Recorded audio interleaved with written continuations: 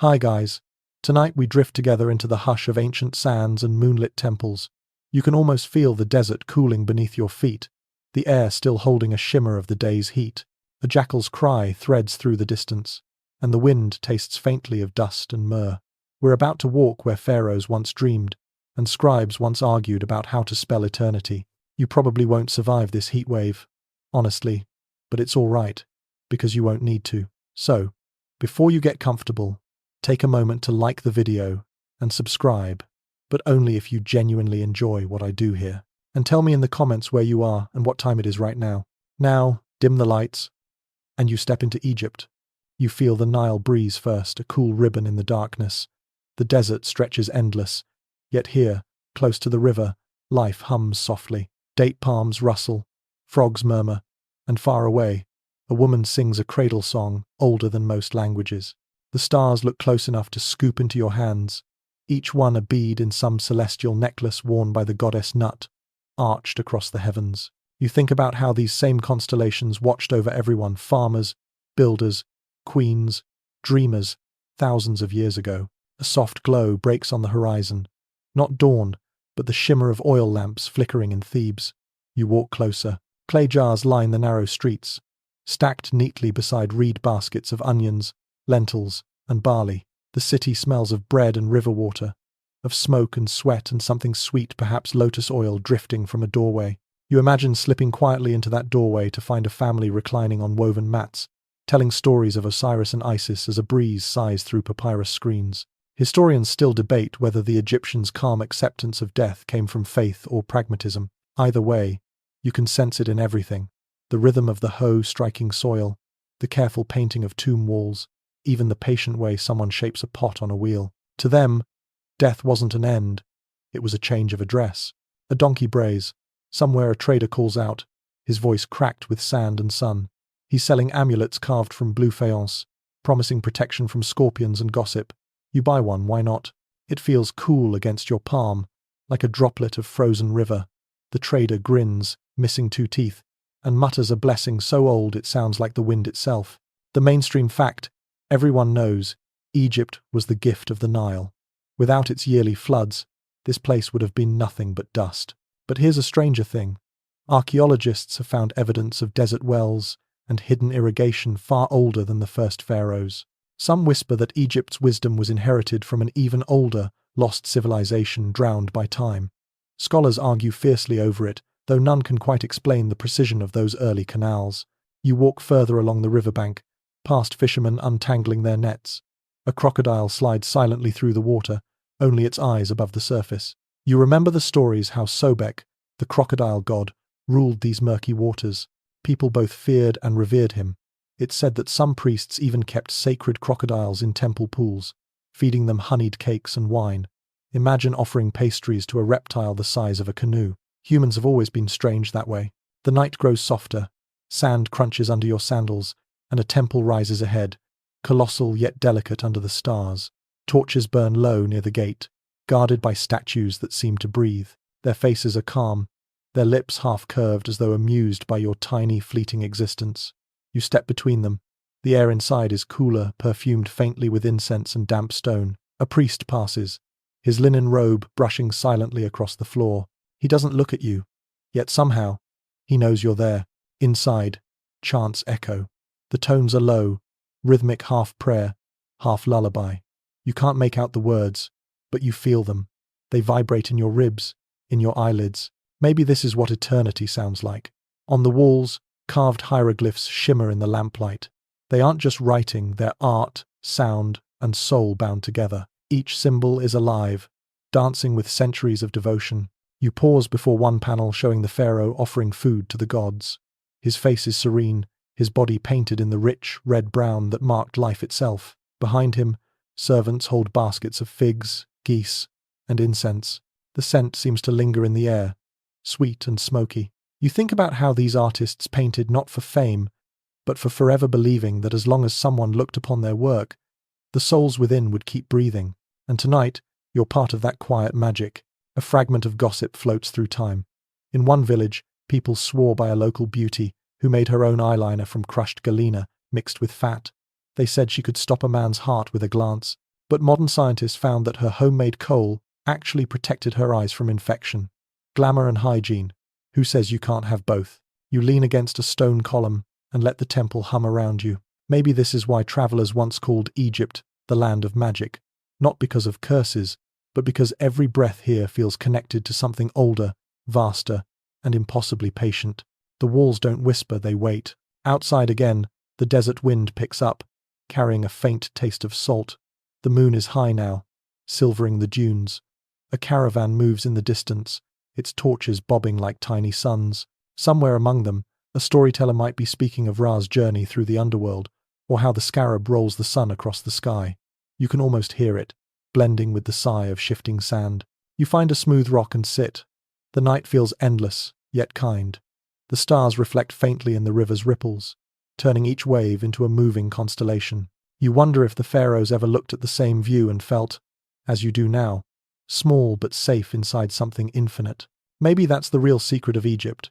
Not its monuments or mummies, but its reminder that beauty and time can share the same silence. The wind sighs again, softer now. The lamps flicker. Somewhere behind you, the priest's chant fades to nothing but rhythm. You close your eyes and breathe the scent of earth, water, and immortality. The desert settles around you, and for a heartbeat, you are neither guest nor ghost. You simply are. The air cools as night deepens, and the hush of the Nile becomes clearer. You stand by its edge, your reflection bending and stretching with the ripples. The moon paints a trail of silver across the surface, and a reed boat glides past, almost soundless, except for the soft splash of the oar. You feel as though the river itself is breathing beneath you, steady, unhurried, older than every temple combined. They called it the lifeblood of Egypt, and you can see why. Everything begins and ends here. The villages lean toward it, fields cling to its banks, and even the gods seem to trace its path through their myths. Every drop of water carries silt from faraway lands, a gift that renews the soil year after year. Farmers still depend on the same rhythm, as if the Nile were a heart beating through time. A waterbird dips low, calling once before vanishing into the dark. You crouch, running your fingers through the cool current. The silt slides between your fingers, fine as powder. You think of the millions who once did the same, testing the water to predict the flood. Historians still debate whether the ancient priests used measurement or pure intuition to forecast the river's rise. Perhaps it was both. Perhaps faith was the first science. Further along, a small village sleeps near the water. Huts made of mud brick line the shore, and smoke curls from a few dying fires. A woman steps out to check her nets, her child balanced on her hip. The baby yawns, eyes reflecting the moon. Life here has always been simple, but not easy. When the floods were kind, people rejoiced. When they were cruel, famine arrived quietly, just like the desert winds. You remember the fact every schoolbook mentions. The Nile flows from south to north. The ancient Egyptians called the delta Lower Egypt, and the southern highlands Upper Egypt, a logic that confuses outsiders even now. But there's another secret not everyone knows. Some modern researchers believe the Nile's course once shifted drastically, carving new valleys and leaving ancient towns stranded miles from water. Maps drawn in stone might have belonged to an entirely different geography. You imagine the shock of watching your river move away, the slow panic of realizing that life itself had drifted elsewhere. The gentle sound of water against rock makes you sleepy. You follow the current northward in your mind, drifting past papyrus thickets and fields of flax. The scent of wet greenery mixes with that of fresh bread, baking somewhere unseen. You pass a fisherman singing softly to himself, the same tune passed from grandfather to grandson. His hands, rough and scarred, move with practiced grace as he lifts the net. 2 fish glimmer briefly in the moonlight, then vanish into a basket. He notices you, smiles without surprise, and continues his work. You are just another dreamer on the riverbank. Near a cluster of trees stands a small shrine. A figure of Hapi, the god of the Nile, sits within. His round belly and calm smile make him look more like a contented farmer than a deity. Offerings rest at his feet. A few lotus blossoms, a clay jug of beer, a small loaf of bread. Someone has even left a tiny figurine of a hippo, perhaps as a joke or a charm against bad floods. The Egyptians loved to blend humor with reverence. It kept the divine approachable. The sky deepens to indigo. Stars shimmer, and you remember that the same river once reflected the sails of royal barges. Pharaohs travelled this waterway surrounded by gold canopies, musicians, and guards, their boats painted with scenes of eternal victory.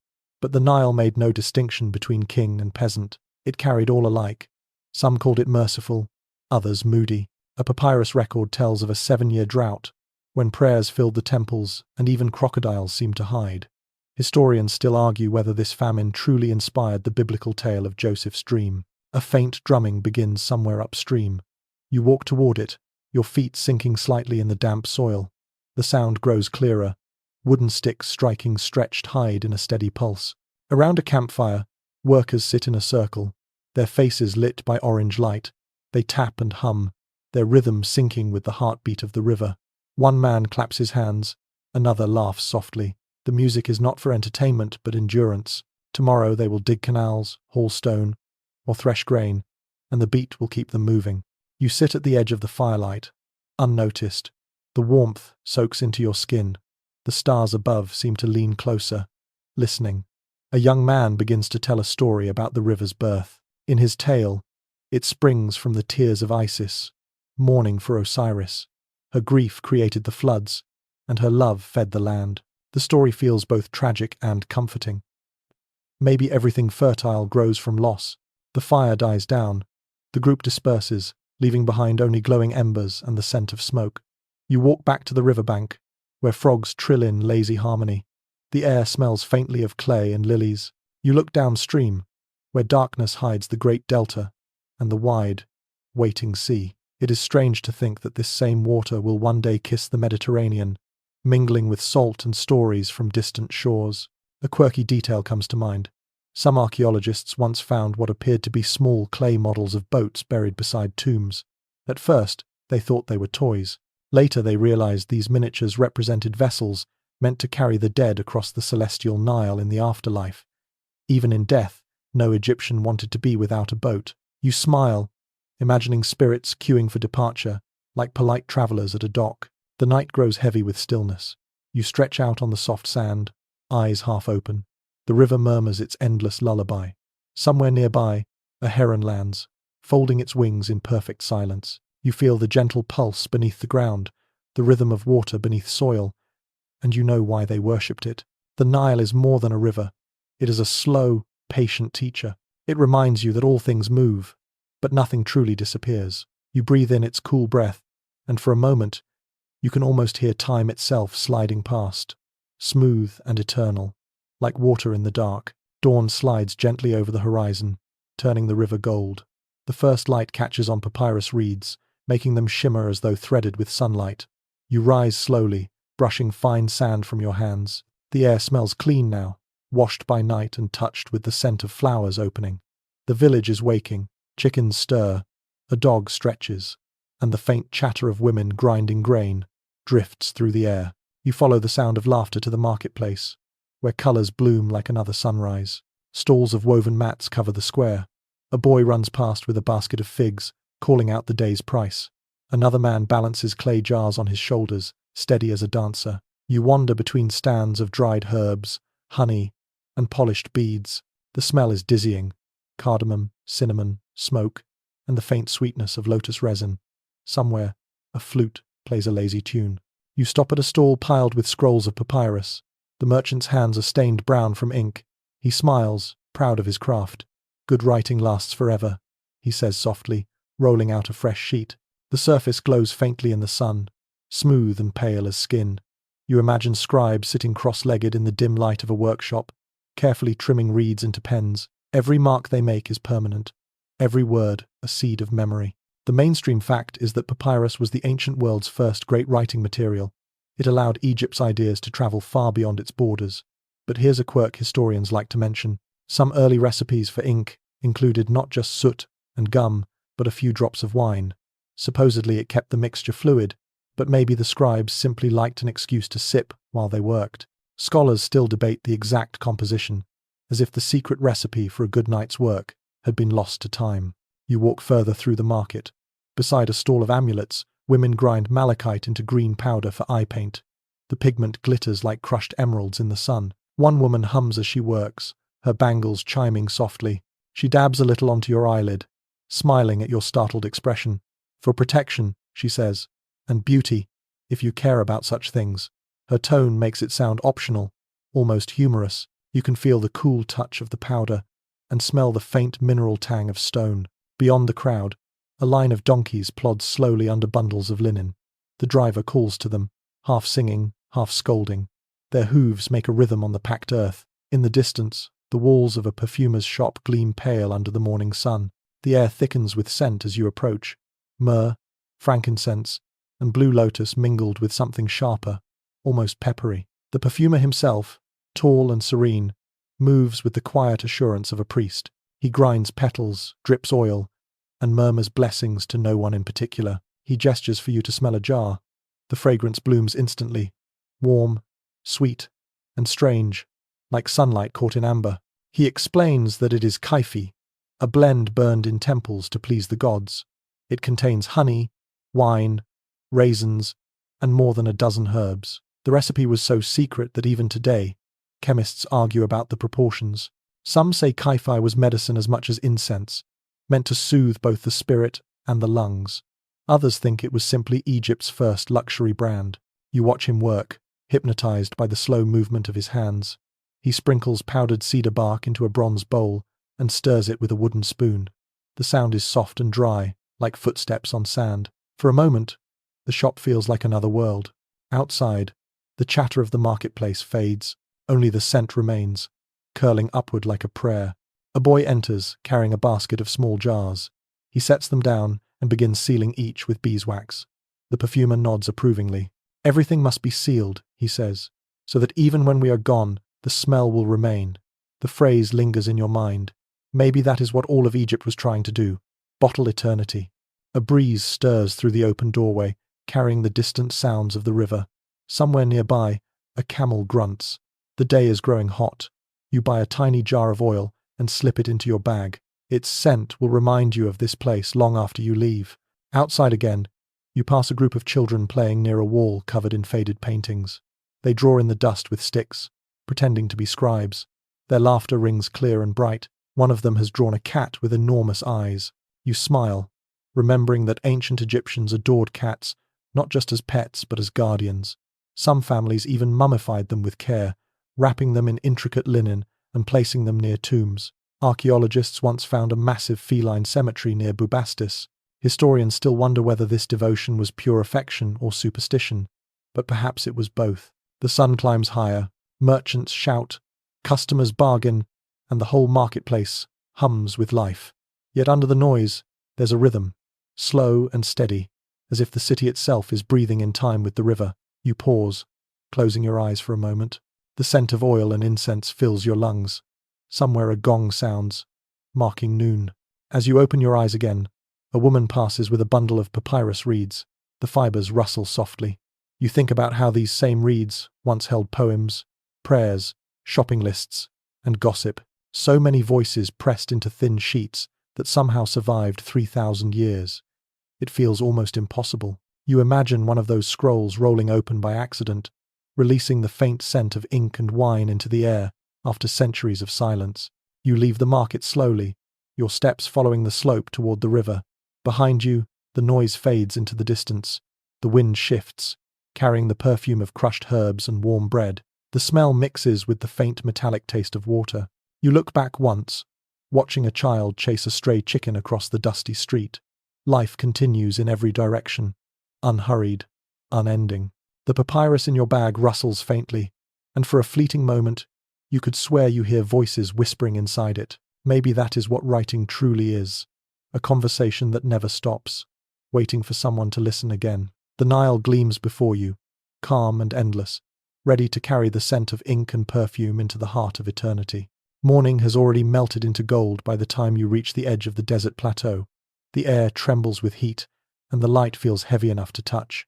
Ahead, the horizon ripples like a mirage, and then, slowly, shapes begin to rise from the haze.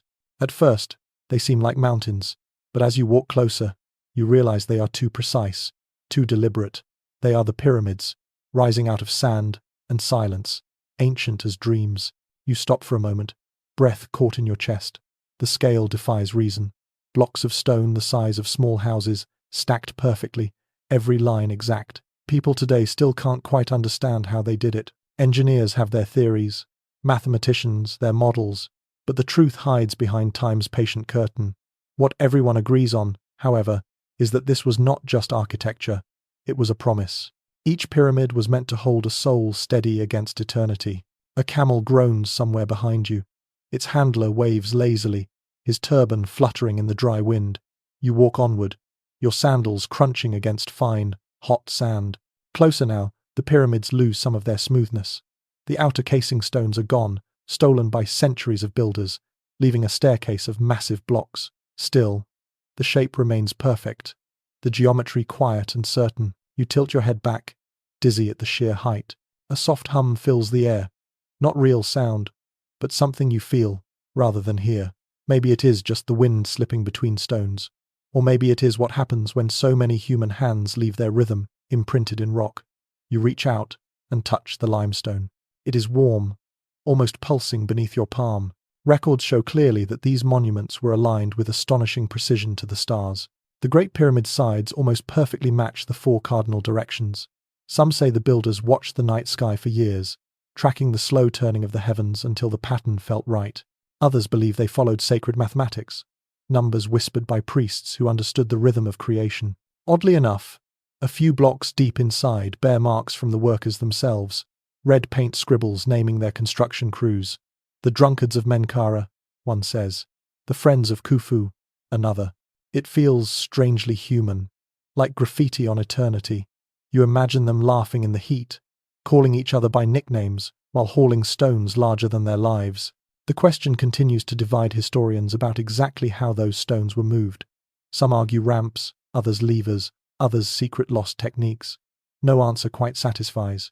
A few even whisper about forgotten tools of sound or water that could lift stone as easily as thought.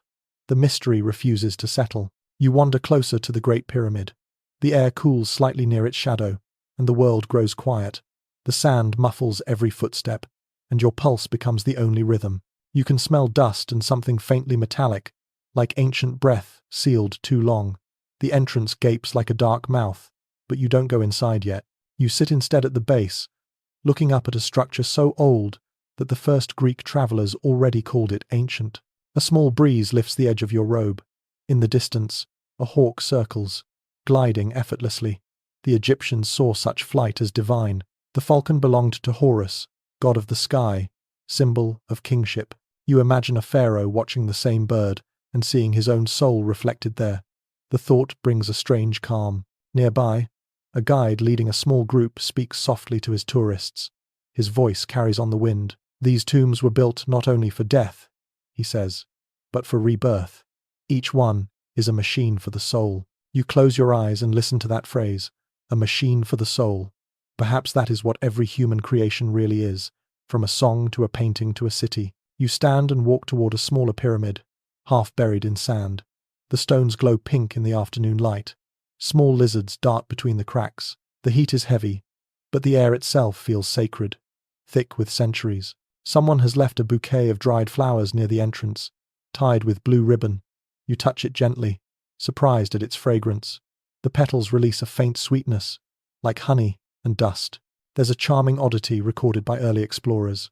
They claim to hear faint echoes inside the burial chambers when they whispered the name of a pharaoh.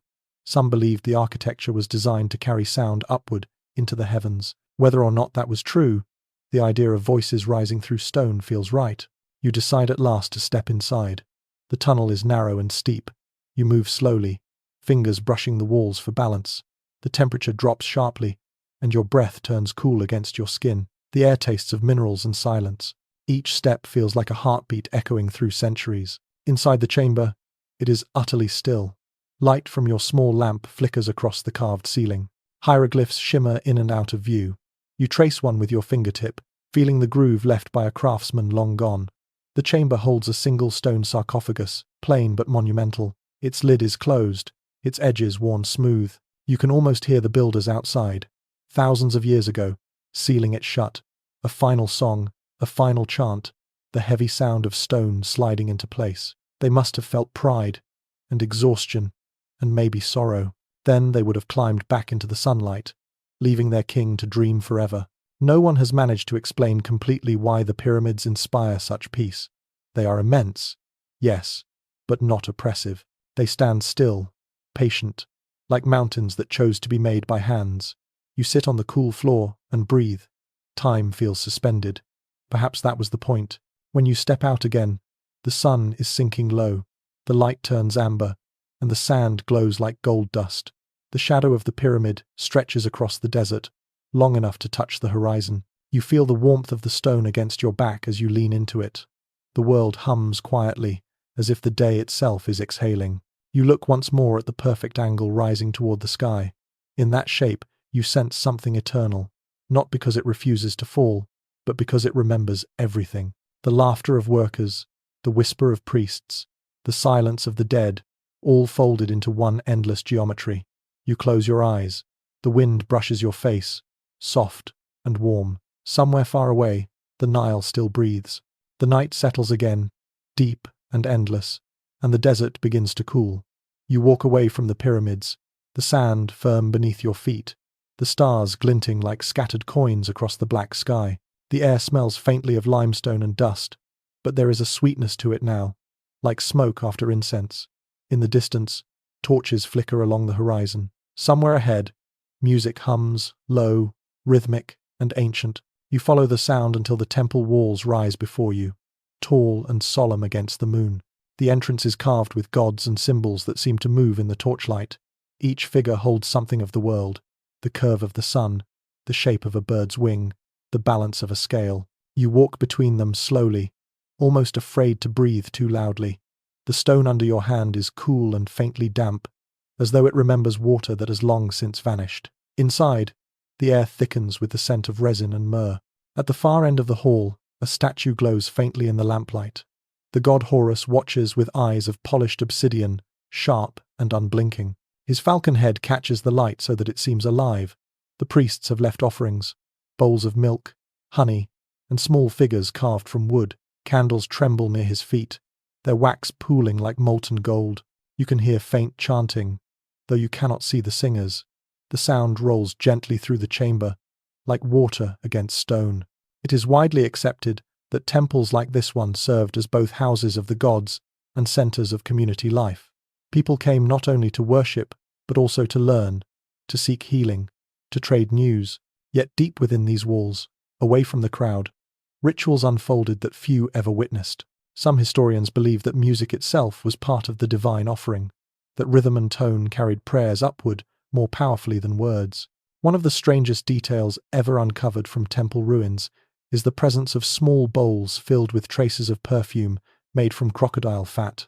Odd, but not impossible to imagine. Crocodiles were sacred to Sobek, guardian of strength and fertility. Maybe the scent was an offering, or maybe a warning, a reminder that life and danger were never far apart. Experts still can't quite agree on whether the statues were considered literal embodiments of gods or symbolic focal points for devotion. Some argue the priests treated them as living beings, bathing and feeding them daily.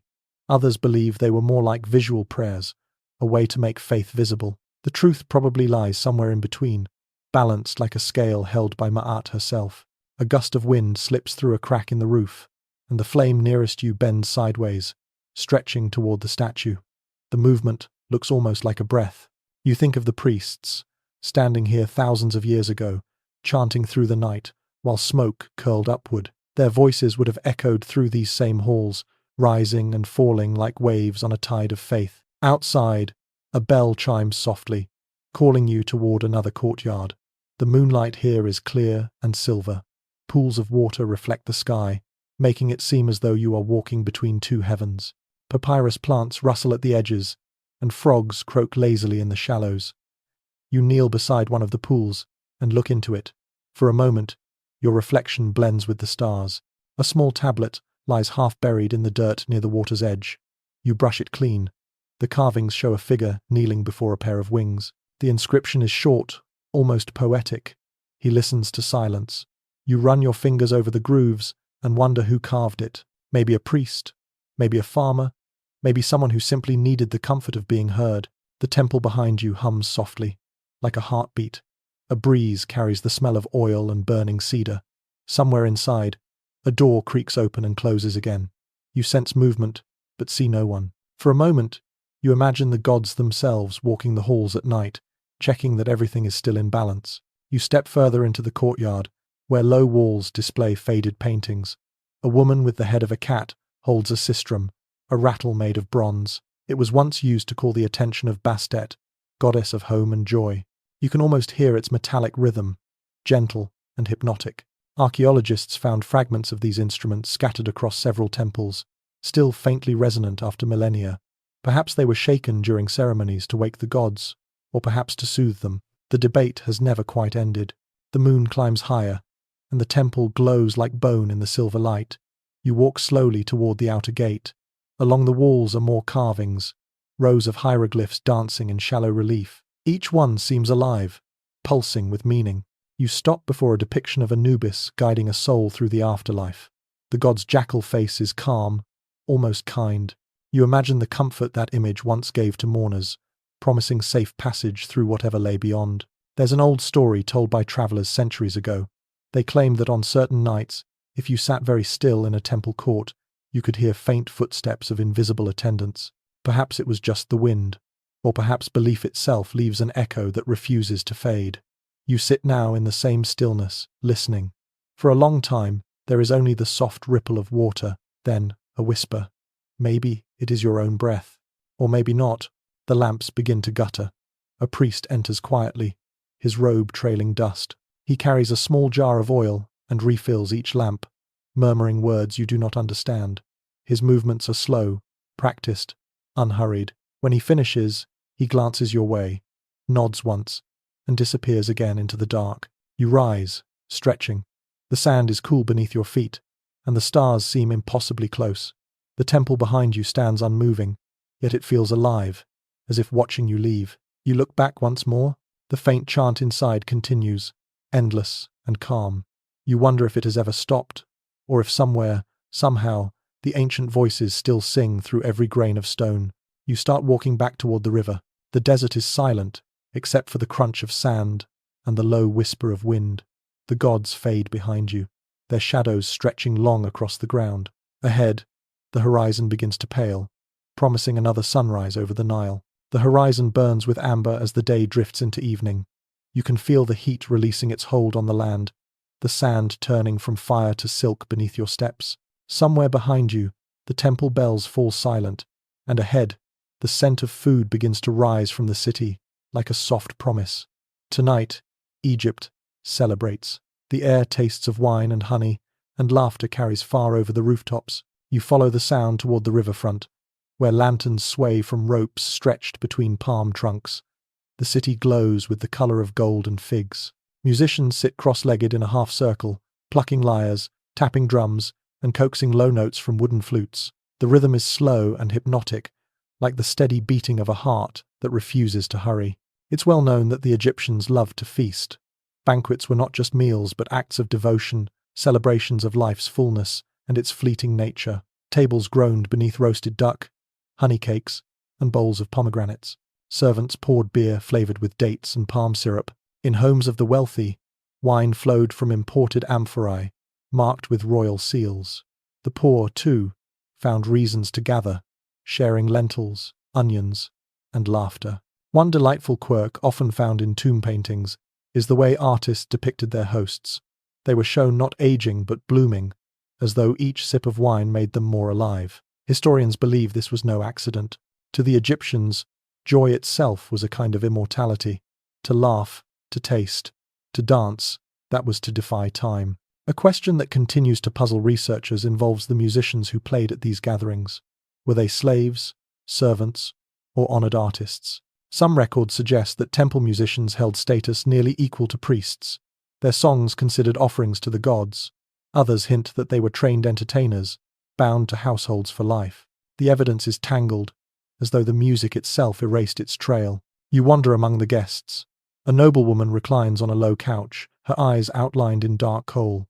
Her hair smells faintly of lotus oil, and she raises a golden cup with a graceful wrist. Beside her, a young man balances a platter of grapes. He wobbles, grinning, and a few roll away into the sand. She laughs, a sound like bells, and waves him off. The laughter spreads, warm and unguarded. A group of dancers enters the circle. Their skirts ripple like water, and their hands trace shapes in the air that tell stories without words. You recognize fragments of myth, the rising of the sun god Ra, the journey of Isis through the underworld, the return of harvest after flood. Each movement flows into the next, no start and no end. It feels more like dreaming than performance. Near the musicians, a small table holds strange objects, carved spoons, flasks, and amulets shaped like fish. These were part of the ancient drinking rituals, meant to bless the feast and protect it from spirits that disliked joy. Oddly enough, one spoon found by archaeologists was carved in the shape of a girl swimming through water, her hair flowing behind her. Perhaps it once belonged to a noble child who loved the river too much to leave it behind. A servant approaches you with a tray. He offers a small piece of bread and a cup of beer. The bread is still warm, its crust crisp and faintly sweet. The beer is thick, more like porridge, flavored with barley and coriander. You take a sip, and it tastes both ancient and familiar. Somewhere in your memory, you can almost feel the fields where it began, the floodwater receding, the grain bending in the wind. As the night deepens, the laughter grows louder. A storyteller begins his tale, his voice rich and steady. He speaks of a fisherman who tried to steal from a god's pond and found himself cursed to sing to the fish forever. The crowd groans and laughs. Then he tells of a cat who saved a baby from a snake, and everyone cheers for Bastet. The moonlight gleams on their faces, soft and content.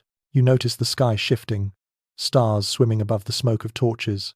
Somewhere out there, priests will be making quiet offerings in temples, while here, the people celebrate the same gods in their own way. Perhaps that was always the balance of Egypt: reverence and joy, prayer and pleasure, each feeding the other.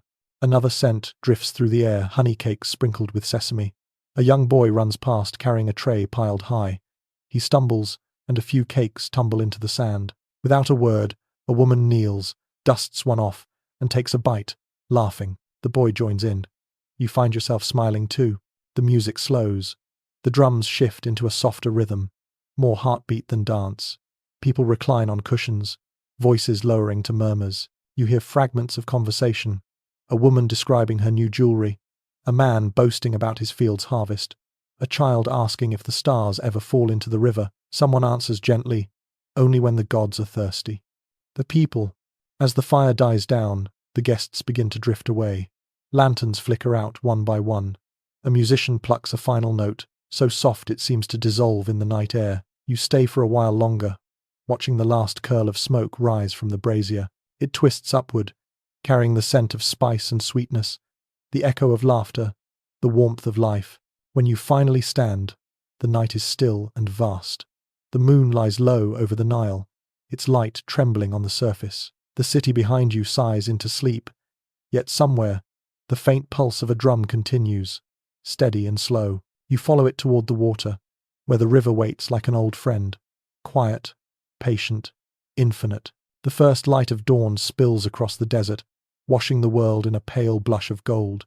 The air is still cool, carrying a faint trace of river mist and the fragrance of reeds. You hear distant voices, soft and measured, coming from a cluster of tents near the water's edge.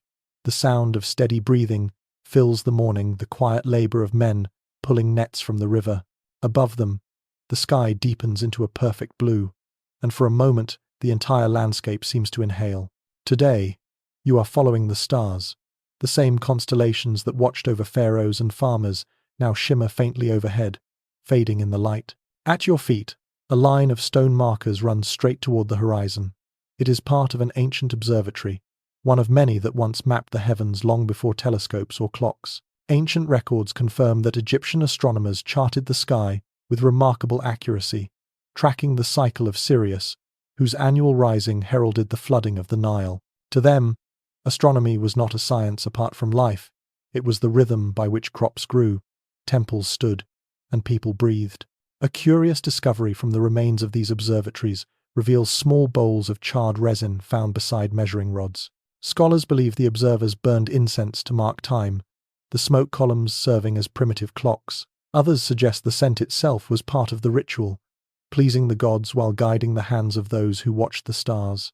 You imagine the calm precision of it, a quiet figure, wrapped in linen, eyes lifted skyward, as curls of smoke rise between him and eternity.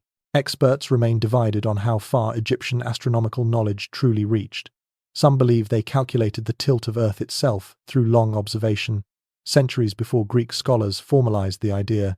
Others argue their focus was practical, not theoretical, concerned only with predicting the Nile and keeping temple rituals aligned with the heavens. The truth, as always, sits somewhere in the middle, half hidden behind sand and silence.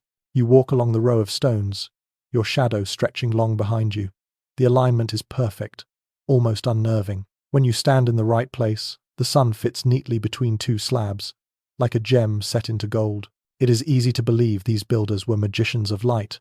A breeze moves through the open field, carrying the faint sound of birds from the marshes.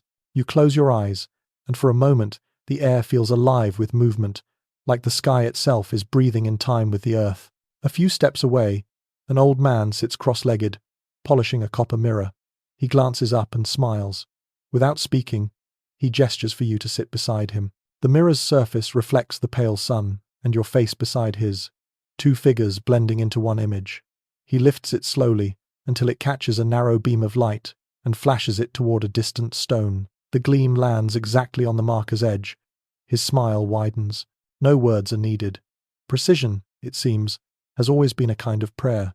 Nearby, carved into a flat slab of limestone, are markings like teeth or waves. Archaeologists believe they were part of a lunar calendar, a method of counting the nights from one new moon to the next. Few people realize how deeply these rhythms shaped Egyptian life. Farmers planted according to moonlight, fishermen set their nets by tides, and priests timed their rituals with the skies turning. Even now, the calendar you use carries faint echoes of their math. A small papyrus fragment found in the tomb of a high priest describes the stars as songs written in light. The phrase lingers in your mind as you tilt your head back. The Milky Way stretches faintly overhead, a river mirroring the one below. Perhaps that was the point. Heaven and earth reflecting each other, each the other's dream.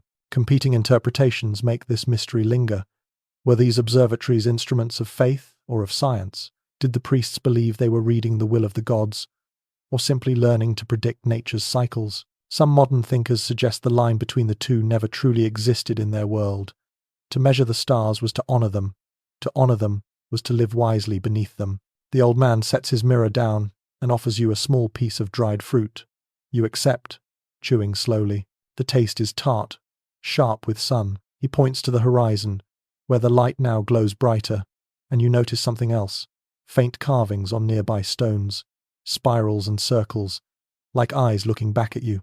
These symbols appear in places far from Egypt too, on walls in the Indus Valley, on pottery from Crete. Some see coincidence, others whisper of a shared memory, a forgotten network of sky watchers who spoke in stars instead of words. You stay there until the sun climbs higher. The air grows warm, the mirage on the horizon begins to shimmer, and the old man quietly gathers his things. Before he leaves, he traces a symbol in the sand, a star inside a circle. Then he walks away, vanishing into the brightness. You watch the wind smooth his mark away, grain by grain. As you turn back toward the river, you notice how the light changes on the pyramids far in the distance. The angles catch fire, then fade. Each shadow moves with precision, as if the entire land were a sundial. You wonder how many lifetimes it took to understand such beauty, to realize that time could be seen, not just felt. The Nile sparkles now, the day fully awake. The sky seems deeper, endless, patient. Somewhere in that vastness, Sirius still burns, invisible in daylight, but certain in its return. The Egyptians watched it rise each year and knew their world would live again. You smile softly, realizing that in their quiet mathematics of faith, there is comfort. The stars will always come back, and the river will always flow. The air changes as you move eastward. The scent of the Nile fades behind you, replaced by something new, warm clay, spices, and faint traces of smoke that cling to the wind. You travel for days, past dunes and mountains, until the horizon splits open to reveal a different kind of splendor. Blue-glazed walls shimmer beneath the sun, carved with lions and dragons that seem ready to leap into life. You have arrived in Babylon, the jewel of Mesopotamia. The streets are wide, paved with baked brick that holds the heat of the day. Vendors call out in languages that blend together like river currents. You hear laughter, the bray of donkeys, and the clatter of pottery. Palm trees line the road, their fronds casting a restless pattern of shade across your path. In the distance, the famous Ishtar Gate glows like a piece of sky fallen to earth. Its tiles, deep blue and gold, catch the light in a way that makes the walls seem alive. Most historians agree that Babylon was unlike any other city of its time, a place of towering ambition and restless creativity. It was both a capital and a symbol, where kings sought to build eternity from brick and imagination. The city's gardens, said to hang in the air, were counted among the wonders of the world. Even now, no one has fully proven their existence. Were they real terraces fed by secret aqueducts, or the poetic exaggeration of awed visitors? The question lingers, like perfume long after the wearer has vanished. A curious discovery from the ruins near the Euphrates reveals small clay tablets filled with lists of imported flowers, rose, myrtle, and even alpine plants not native to this desert land. Someone cared enough to note every bloom. Perhaps that was evidence of the garden's reality, or perhaps only proof of a people obsessed with beauty. Either way, the idea of green life suspended above a city of dust feels almost like a dream you could walk into. As you wander through the market square, the noise softens. The sound of flutes drifts from an upper window, and somewhere nearby, a woman sings in a language that rolls like river water. You stop at a stall where a craftsman sells jewelry shaped like the moon.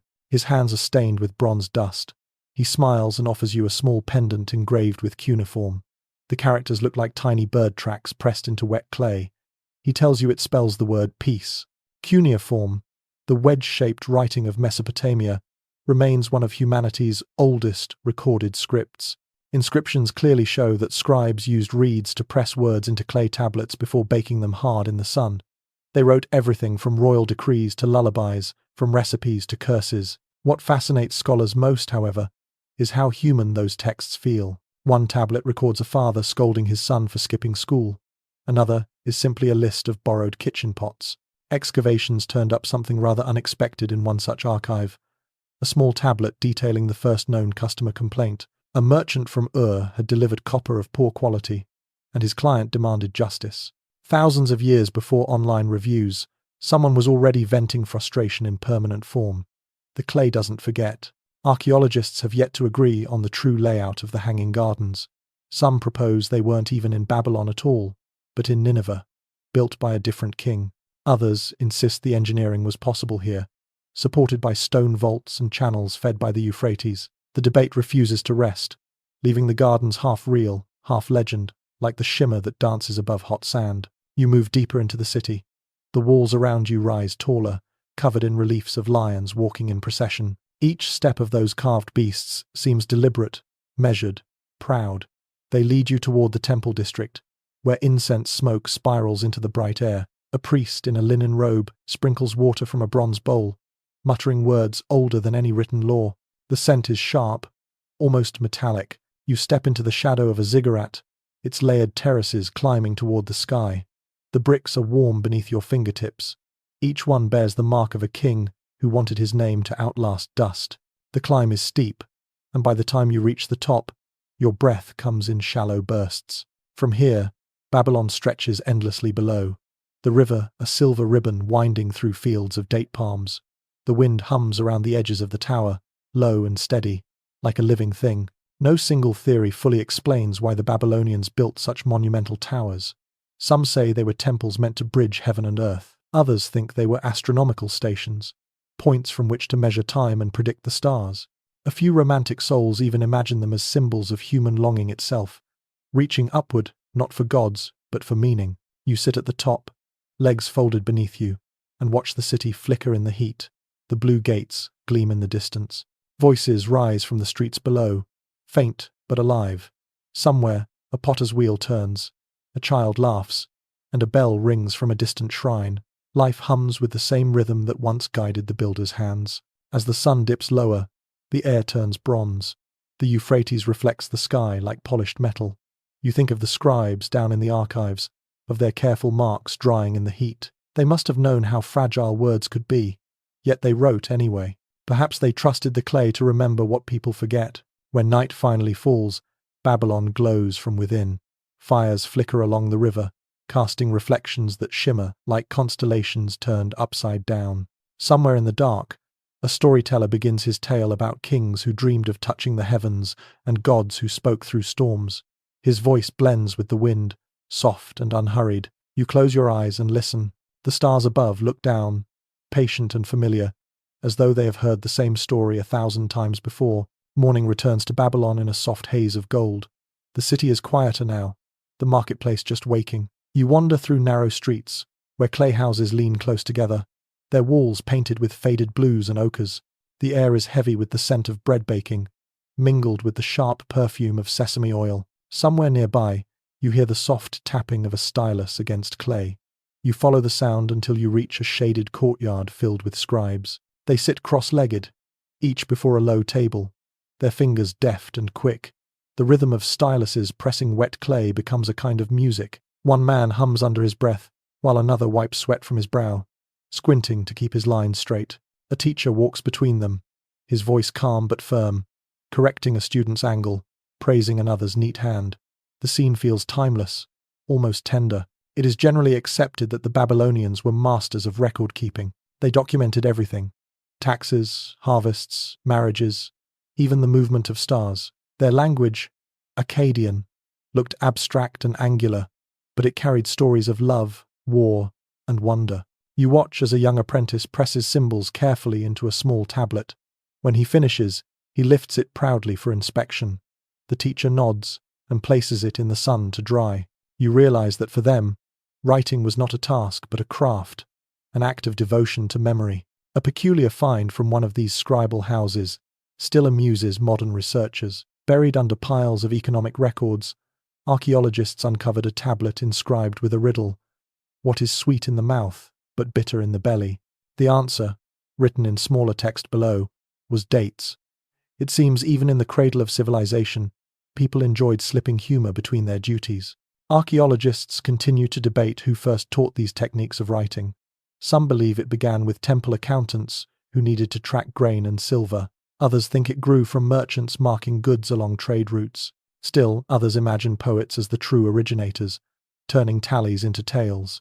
Whatever the case, the evolution of those small marks changed everything. You cannot look at a line of cuneiform without sensing that you're standing at the doorway of human thought itself. A scribe near you dips his reed in black pigment and begins another tablet.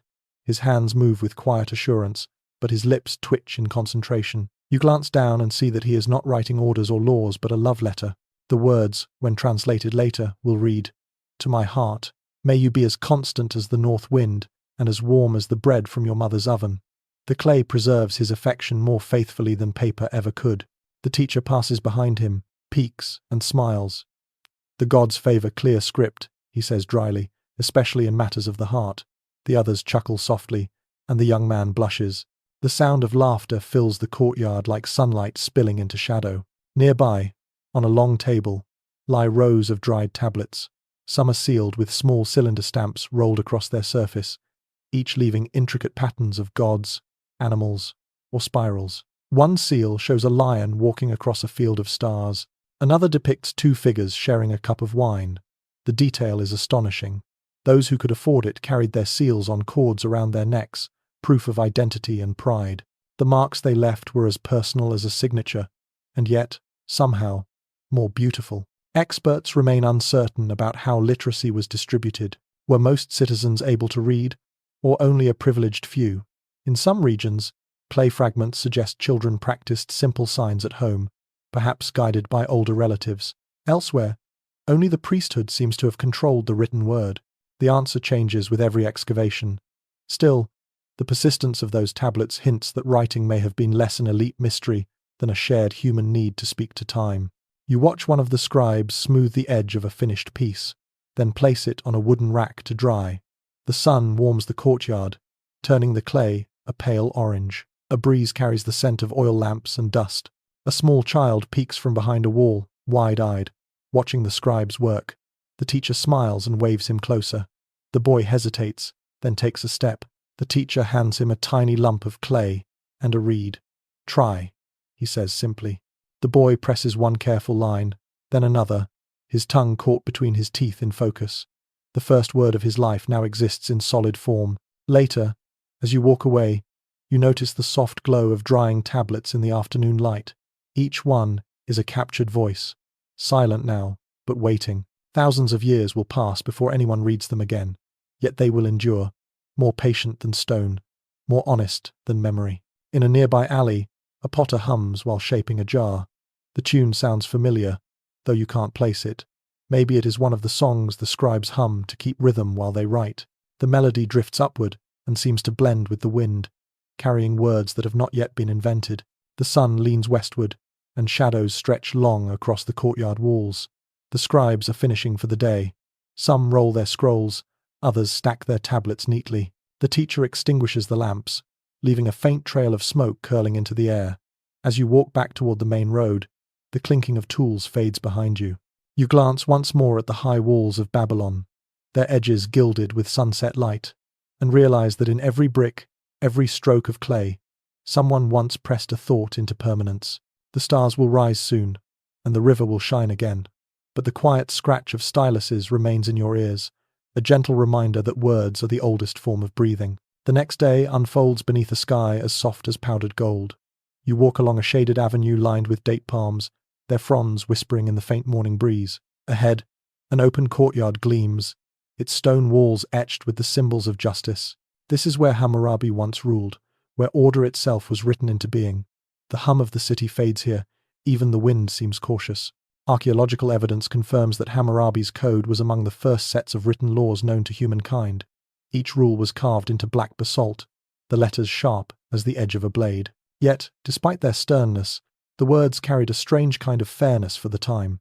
They spoke of wages, trade, family, and property. If one man injured another, the punishment fit the harm. Justice was both visible and memorable, etched for all to see. Hidden among the fragments of those stone tablets lies a tiny inscription, often overlooked by translators. It records an offering to Shamash, the sun god who governed truth. The phrase roughly means, "May light never abandon judgment." It feels almost poetic, as though the law itself bowed to something greater than kings. You imagine the priests reciting that blessing at dawn, their voices rising with the first rays of sunlight, touching the temple's spire. Researchers continue to weigh different explanations for how these laws were applied. Were they followed strictly, or did officials adapt them to suit circumstance? Some experts believe the code served more as a symbol of royal authority than a daily manual. Others argue that merchants and judges genuinely used it as guidance. The balance between law and life remains hazy, suspended somewhere between fear and fairness. You step closer to the basalt stele now standing silent in the Museum of the World's Memory. Its surface glints like obsidian, polished smooth by centuries of admiration. The carving at its top shows Hammurabi standing before Shamash, the god seated upon a throne of light. The king raises his hand in reverence, receiving the sacred staff and ring that symbolize power. You can almost feel the warmth of that long-ago sunlight trapped in the stone. A guide nearby speaks softly to a small group of listeners. Each law begins with the words, "If, then," he says, his tone patient. If a man steals, if a builder's house collapses, if a merchant cheats his client, every if carries its own world of choices. The crowd nods. The guide smiles. They believed the universe itself answered condition and consequence. You find yourself admiring the logic, the elegance, hidden in such ancient precision. As you turn away from the monument, a boy passes carrying a clay tablet on his shoulder. His sandals slap against the stone floor. You follow him through a narrow passage into a courtyard filled with scribes, judges, and guards. Two men argue in front of a wooden bench. One shouts about a missing goat. The other insists he paid. The judge listens quietly, strokes his beard, and gestures to the boy. The tablet is unrolled, words glinting faintly in sunlight. After a moment, the judge nods and speaks a short sentence. Both men fall silent. Justice, apparently, is simple when written clearly. Later, you rest under a fig tree near the market. A storyteller sits beside you, tracing patterns in the sand with a stick. His eyes gleam with the light of 100 tales. The laws were not only for punishment, he murmurs. They were promises. They told people that order existed even when kings slept. He draws a circle and taps its center. Here, he says, the gods watch. That is why the city stands. A gentle breeze lifts the dust around you, carrying the aroma of roasted grain and sweet wine. The marketplace bustles again, filled with voices haggling and laughter rising like music. Among the stalls, you spot clay tokens shaped like tiny animals, early forms of receipts. Merchants used them to track trade long before writing existed. Each shape meant something. A sheep, a jar of oil, a measure of barley. These simple symbols became the ancestors of every ledger and library. Some specialists see evidence that Babylonian scribes borrowed the format of Hammurabi's laws to record contracts and even songs. Others think that later poets adapted its rhythm for their verses, turning logic into melody.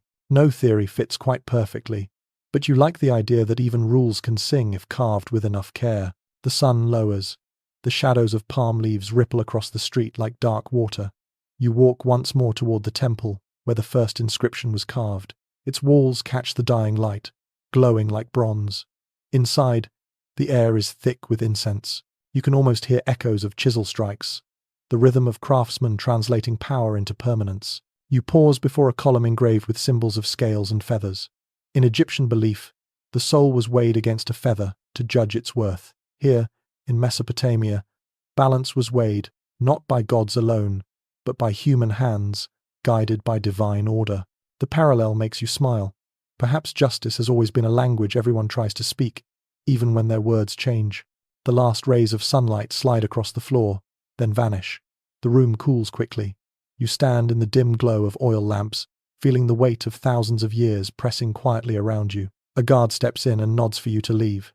As you walk out, the stars begin to appear sharp, clean, unblinking. Somewhere beyond those stars, the memory of Hammurabi's city lingers, whispering the same truth carved in stone. Laws fade, rulers vanish, but the hope for fairness endures. You stop at the threshold and look back once more. The walls seem alive in the flickering light, as though the ancient god of the sun still burns faintly within them. You close your eyes, breathe deeply, and step into the night, carrying the calm certainty that even in chaos, someone once tried to make the world right. Evening descends softly over the plain, and a faint copper haze stretches across the horizon. You follow the whisper of wind toward a massive shadow rising from the heart of Babylon. The locals call it Etemenanki, the house that joins heaven and earth. To others, it is remembered in legend as the Tower of Babel. Its brick terraces catch the last light of the sun, glowing like embers. The air feels charged, as if sound itself hesitates before speaking. Archaeological findings make it clear that this tower was no mere myth. It once stood nearly 300 feet high, a staircase of mud brick leading skyward in 7 great tiers. Each level represented a planet known to the ancients, each color painted to honor a different god. From the ground, it must have seemed endless, a mountain made by human hands. Yet, even now, looking at the fragments that remain, you can feel the ambition pulsing through the stones. A curious detail about this structure was uncovered during a recent excavation: clay fragments of tiny bells, shaped like droplets, found in the rubble near its base. Some archaeologists believe they once hung from the temple doors, chiming with every breeze, as though the building itself spoke softly to the heavens. The idea feels fitting for a monument meant to bridge mortal breath and divine silence. The scholarly community remains split over the tower's true purpose. Was it built for worship, astronomy, or pride? Some scholars think it served as a celestial observatory, aligning perfectly with the movements of Venus. Others see it as an offering of audacity, a statement of human daring that offended the gods. Ancient texts speak of confusion, of languages scattered and work abandoned, but perhaps the real confusion lies in trying to measure faith with reason. You step closer, your sandals crunching against loose shards of brick. The color of the stone shifts with every step, from deep red to violet to dull brown.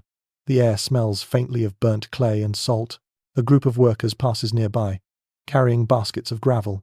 Their faces gleam with sweat, and they speak in low tones. You catch a few words in a language that feels ancient yet familiar, a hum of vowels and rhythm. It sounds like prayer disguised as work.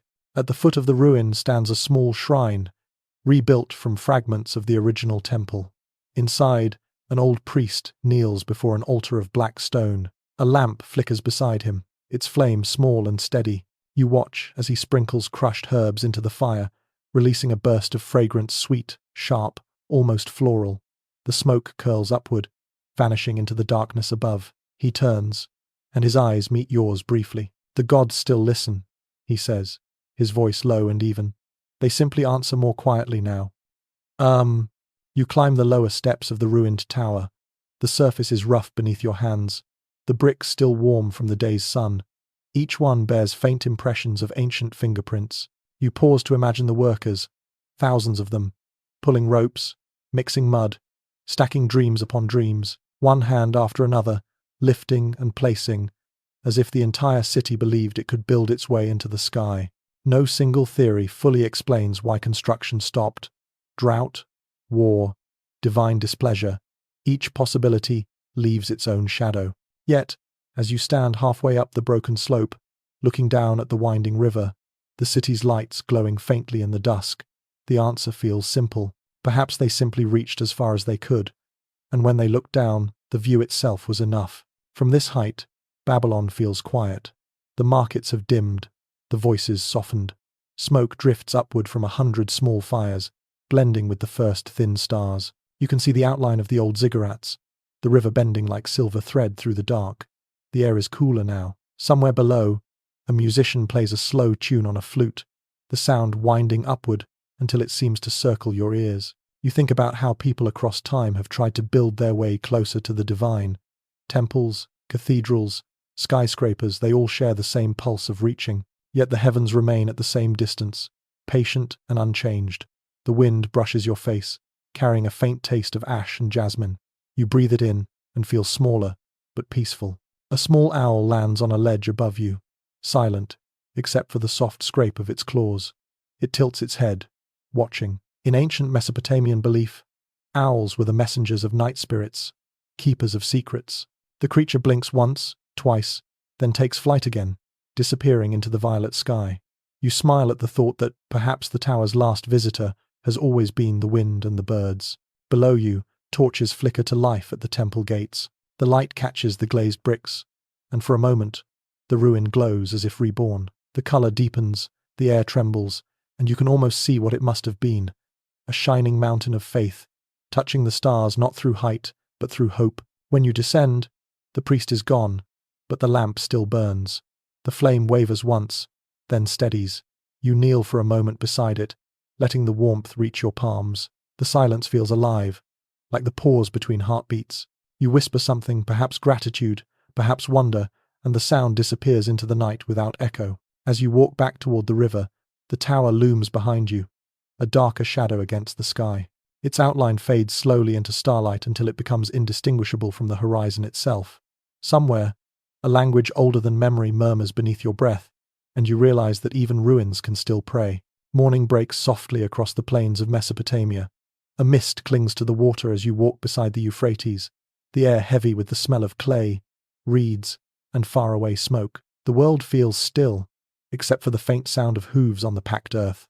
A caravan moves slowly ahead of you, long lines of camels swaying beneath bundles of silk and baskets of spice. Their bells jingle gently, a sound that seems to blend perfectly with the rhythm of the river. It is well documented that these trade routes connected distant worlds.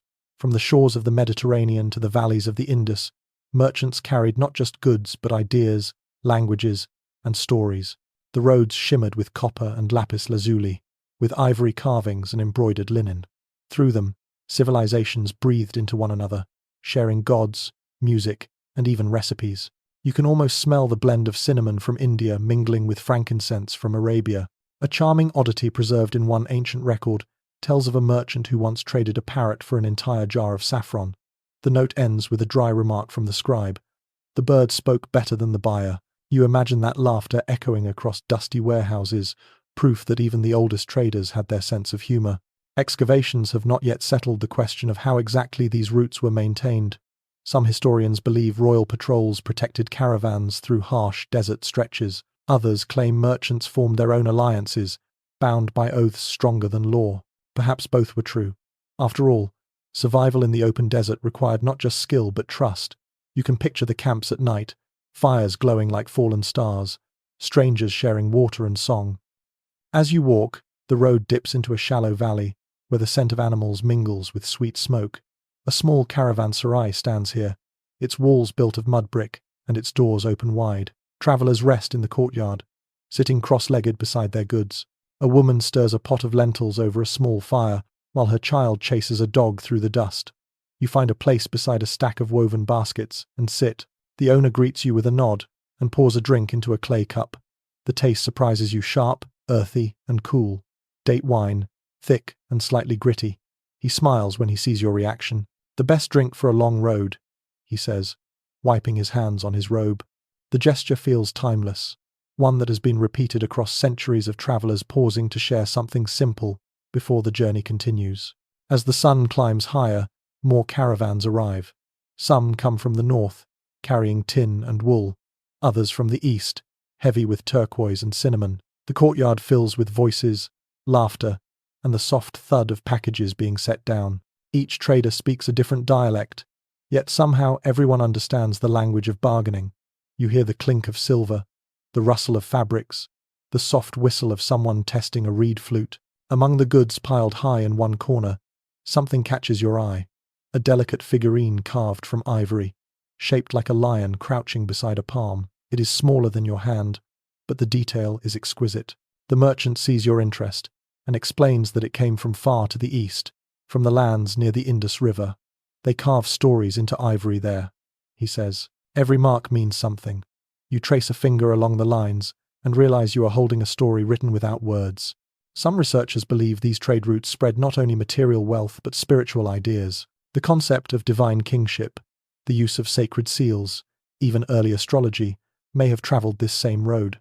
The evidence lies scattered across thousands of miles, like breadcrumbs of human curiosity. Theories vary, but the pattern is clear. Wherever goods moved, thought followed. Later, as the heat grows unbearable, the travelers retreat into the shade.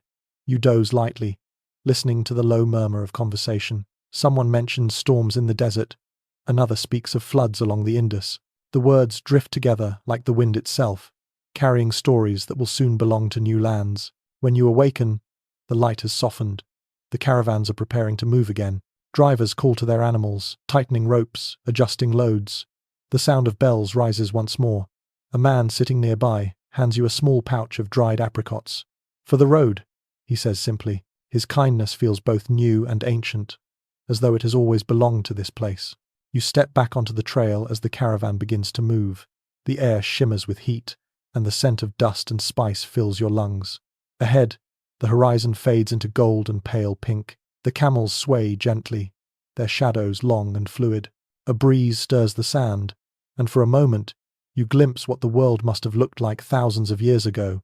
An endless road, a bridge of trade and trust, connecting civilizations that would never meet face to face.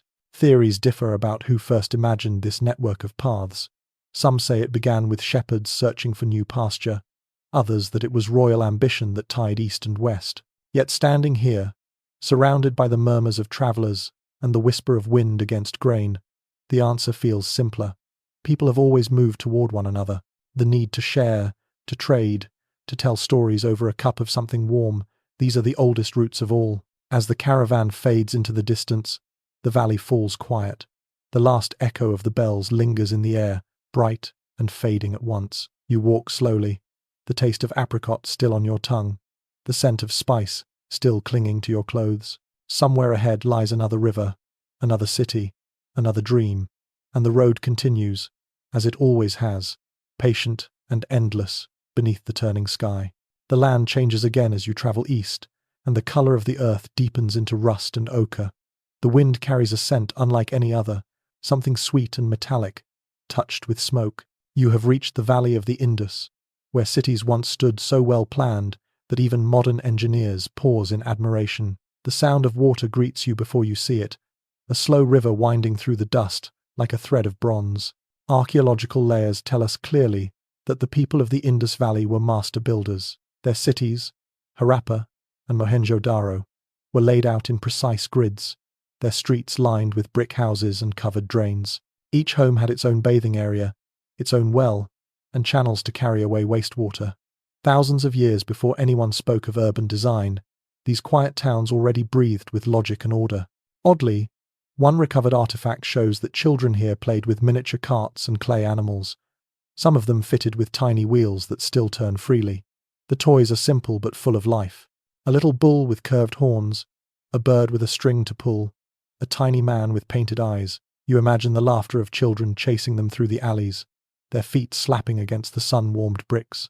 Experts still wrestle with the question of who these people truly were. Their script remains undeciphered, a pattern of symbols carved into small seals. Some believe it was a form of writing, others that it served more as a system of marks for trade or ritual. The truth refuses to settle, hiding behind the silence of time. Each new discovery only deepens the mystery. You walk through what remains of a street once bustling with life. The walls are low now, worn smooth by wind. In one corner stands a great public bath, its bricks still tight, still waterproof. The steps leading into it are polished by centuries of vanished feet. It must have been a sacred space, a place of cleansing or ceremony. The air inside is cooler, the echo of water long gone still lingering faintly in the air. A curious relic hints that rituals here were gentler than those of neighbouring lands. Small altars of clay bear traces of grain, flowers, and scented oil, but no sign of blood. Perhaps their gods preferred quiet offerings. You kneel beside one such altar, its surface crumbling under your fingertips, and feel a strange serenity, as if the people who once prayed here believed peace itself was a kind of worship. In another part of the city, a series of narrow stairs leads to an upper platform. From there, you can see the pattern of the streets below perfectly straight, meeting at right angles, running toward the river. The air moves through them easily, carrying away heat and dust. Even now, standing among ruins, you can sense how comfortable this place must have been. The breeze cools your face, soft and even, like the breath of the past. No one yet agrees why the civilization vanished. Some point to shifting rivers that left the cities stranded, others to changing climate that turned farmland into desert. A few imagine slow decline rather than sudden collapse, the people simply moving on when the earth no longer answered their needs. You look at the silent walls and find the idea strangely comforting. To end quietly, without destruction, seems the gentlest kind of farewell. In a shaded corner, you find a pottery shop half buried in sand. The shelves still hold jars, some painted with delicate patterns of fish and plants. One jar, cracked but intact, bears the imprint of a thumb pressed into its wet surface long ago. That small dent feels intimate, human. You press your thumb beside it and realize how little has changed in the shape of a hand or the weight of a touch. You walk through a row of houses where low walls outline what were once living rooms. A small square pit in the corner marks a hearth. The floor is scattered with fragments of pottery and beads. The light falls softly through the gaps, painting stripes of warmth across the ground. It feels like walking through a memory that never quite ended. Travellers of the era loved to remark that these cities smelled of perfume and smoke, that even the poorest homes burned incense in the evenings. Perhaps it was their way of keeping the gods near, or simply a wish to make life fragrant against the dust. The air here still seems to hold a faint sweetness, like the echo of that tradition. The sun begins to sink behind the western hills, throwing long shadows across the ruins. The bricks glow red, the same colour they must have been when newly fired. You pause near a wall etched with faint marks, almost erased. They might be writing, or art, or something in between. You cannot read them, but you can feel what they mean. Someone once stood here, trying to leave a thought behind. As night rises, the air cools, and the stars appear one by one. Somewhere in the darkness, a night bird calls, low and haunting. You sit on a fallen block and listen. The wind slides softly through the empty streets, carrying whispers of water, laughter, and quiet work. It is easy to imagine the city alive again. Lanterns glowing, people talking, music drifting across the rooftops. You stay until the stars brighten, reflected faintly in a puddle left by the river's last flood. The reflection trembles, but never breaks. The same stars watched over these people as they do you now. You breathe in slowly, letting the stillness settle inside you. Civilization ends, languages vanish, but the human wish to build, to love, and to be remembered never leaves the earth.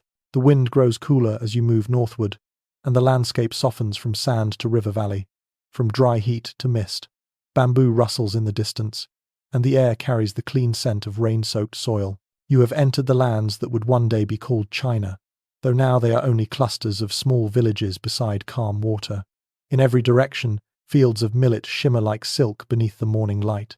Archaeological findings confirm that by this time, people along the Yellow River had already learned to shape the world around them with care. They built homes of packed earth and timber, raised pigs and chickens, and brewed rice wine strong enough to make the gods smile. Bronze ornaments glinted on their wrists and necks, small symbols of beauty that caught the firelight. The first threads of civilization were weaving themselves quietly here, spun from patience and the rhythm of rain.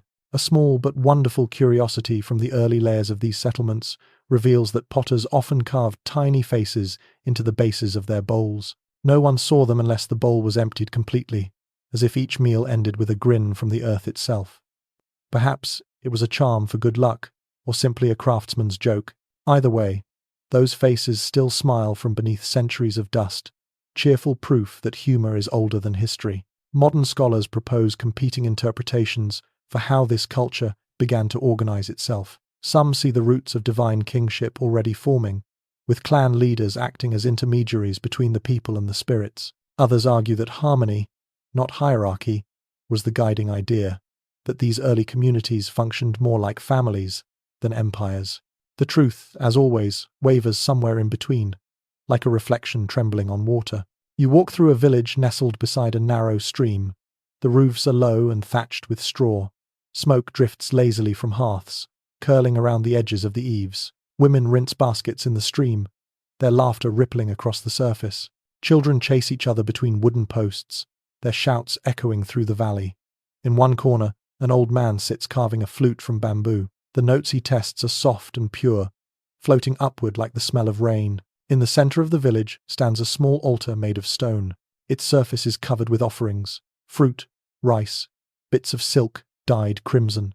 The villagers bow their heads in quiet rhythm, murmuring words you can almost understand. The ritual feels peaceful, not fearful. They thank the river for its patience, the soil for its strength, and the ancestors for watching over them. You can sense the beginnings of something that will shape an entire philosophy.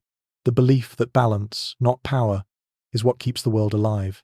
Hidden among the artifacts of this period lies a vessel unlike any other, carved in the shape of a dragon winding around a cup. Its purpose is uncertain. Some think it was ceremonial, used to pour wine during festivals. Others suspect it belonged to a storyteller, passed hand to hand as tales were told. You picture the firelight flickering on its scales, the smell of rice wine thick in the air, the sound of laughter rising into the trees. Even the ruins seem undecided about what these people called themselves. The symbols etched into bone and pottery are not quite words, but they feel intentional, deliberate. Maybe they were marks of ownership, or prayers, or simply the first attempts to trap meaning before it escaped. Each sign looks alive, like the curve of wind in smoke. You find yourself tracing one with your finger, imagining the hand that drew it. As the sun sinks behind the hills, drums begin to sound from the edge of the village.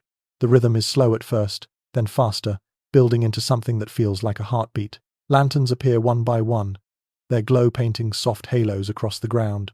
The people gather around a wide fire pit, carrying baskets of food, roasted grains, vegetables, and sweet cakes wrapped in leaves. The air smells of wood smoke and honey. A woman steps forward holding a bowl of wine. She raises it to the sky, then pours a small portion into the flames. The fire flares bright, hissing as the liquid meets heat.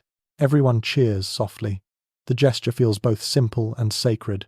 You realize that this, too, is worship, the sharing of something good with everything that exists. When the feast begins, a young man plays the bamboo flute again. The melody is gentle, winding like a river through the night. You sit near the edge of the circle, watching faces lit by golden light. Their eyes shine with warmth and satisfaction. It is easy to imagine how, from nights like this, entire philosophies of harmony and patience were born. No one yet knows that centuries later, their descendants will call these values by names like Tao and Li. For now, they simply live them. You can feel it in the way they pass the food first to the elders, in the way laughter and silence coexist without effort, in the way the fire burns steadily, but never too high. As the stars emerge, the air cools.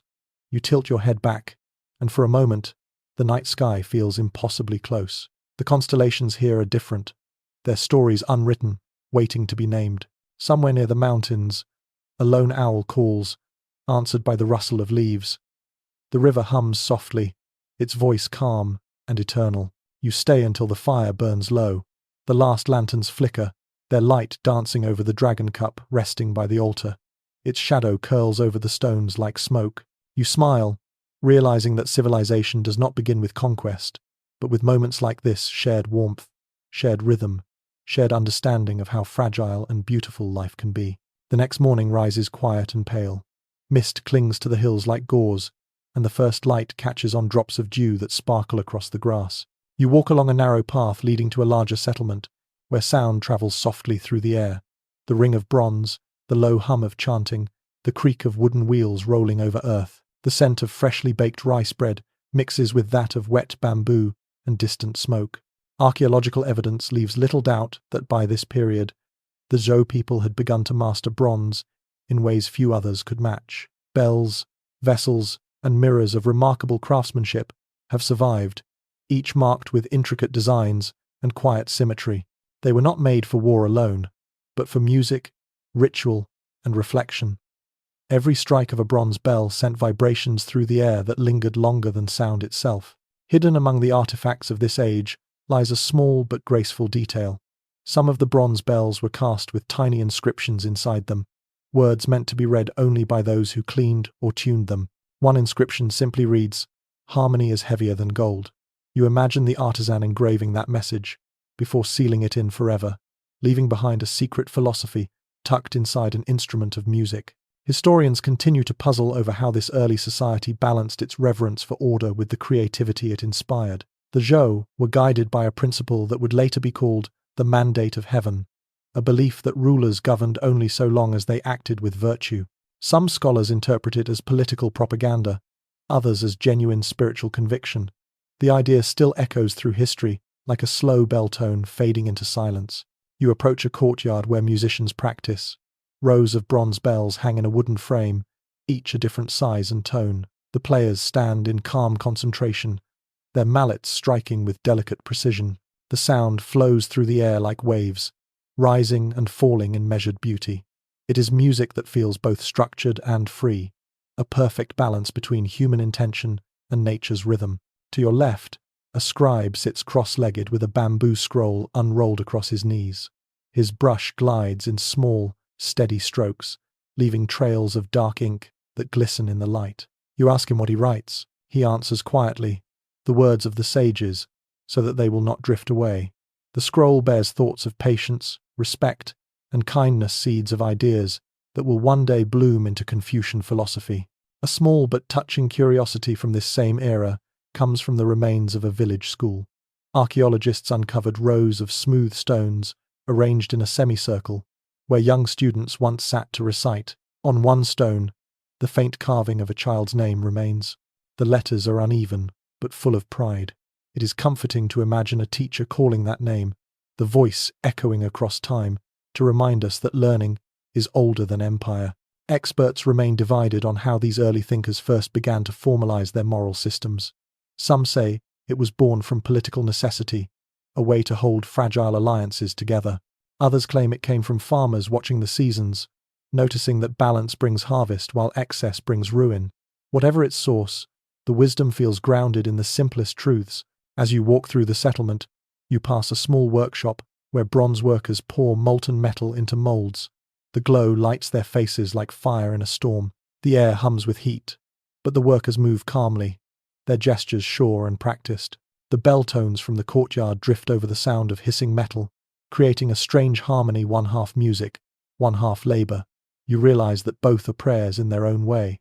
The sun climbs higher, and the mist burns away. A procession moves along the main road. Officials in pale robes, farmers carrying baskets of grain, children running ahead. At their center, two priests hold a bronze vessel shaped like a tiger. Smoke rises from its mouth, carrying the scent of cedar and sweet grass. The crowd bows as they pass, not out of fear but respect. You can feel the unity in the air, quiet and deliberate.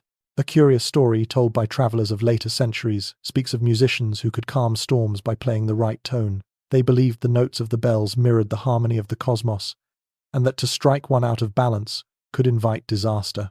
Whether or not the storms truly listened, the belief shows how deeply sound was woven into their sense of order. By nightfall, the fields shimmer under a veil of fireflies. The people gather again in the square, lighting lanterns shaped like animals. The music begins softly, and children clap their hands in time. The bronze bells sing once more, their voices blending with laughter and rustling leaves. It feels as though the earth itself is listening. You close your eyes and let the sound wash over you. The bell's vibrations reach into your chest, steady and calm. It is not the music of celebration or sorrow, but of continuity, the hum of a world that has found its rhythm. When the final note fades, only the night remains, gentle and warm. The wind carries a faint echo of the melody as you leave the village. You look back once and see the glow of lanterns reflected on the river. For a moment, you feel certain that harmony, once found, never really disappears. It lingers in the air, in the soil, in the silence that follows the sound. The mountains rise slowly ahead of you, their slopes clothed in shadow and mist. The air thins, carrying the scent of pine and stone. Somewhere deep in this range lies a temple older than memory, carved directly into the rock. A narrow path leads upward, winding between terraces of stone figures half covered in moss. You climb slowly, each step echoing like a heartbeat in the stillness. From evidence carved into the stone itself, it is clear that these temples once belonged to the Chavin culture, high in the Andes. Long before the Inca, before even the stories of the Sun people began, these builders shaped entire mountainsides into sanctuaries. They carved tunnels through the rock and filled them with the sound of rushing water, creating music that seemed to come from the earth itself. A tiny but striking find from one of these shrines is a stone trumpet, its mouth shaped like a jaguar's head. When blown, it produces a low, shivering tone that rolls through the valleys like thunder. Perhaps the priests played it during ceremonies, merging the human breath with the voice of the mountain. You can almost imagine that sound now, steady and deep, vibrating in your chest like memory. Researchers have long disagreed about what the rituals here truly meant. Some believe the labyrinthine tunnels were meant to guide initiates through visions brought on by sound and darkness. Others think the entire site was an astronomical device, its passages aligned with solstices and starlight. The truth remains suspended between those ideas, like a cloud drifting between peaks. Inside the temple, the light fades quickly. The walls are smooth and cold beneath your fingertips. You can hear water dripping from unseen cracks, counting time one drop at a time. The silence feels alive, almost sentient. Faint carvings cover the walls, spirals, jaguars, serpents with human eyes. The air smells of minerals and age. In one chamber, a massive stone pillar stands carved with faces that seem to shift when touched by the torchlight. At one angle, they are human. At another, animal. At another, something between the two. Some say these were the deities of transformation, spirits that bridged the world of flesh and dream. You step closer and realize the faces are smiling, not in menace, but in quiet knowing. Every scholar agrees on at least this much. These temples were built to remind people that nature and spirit were not separate.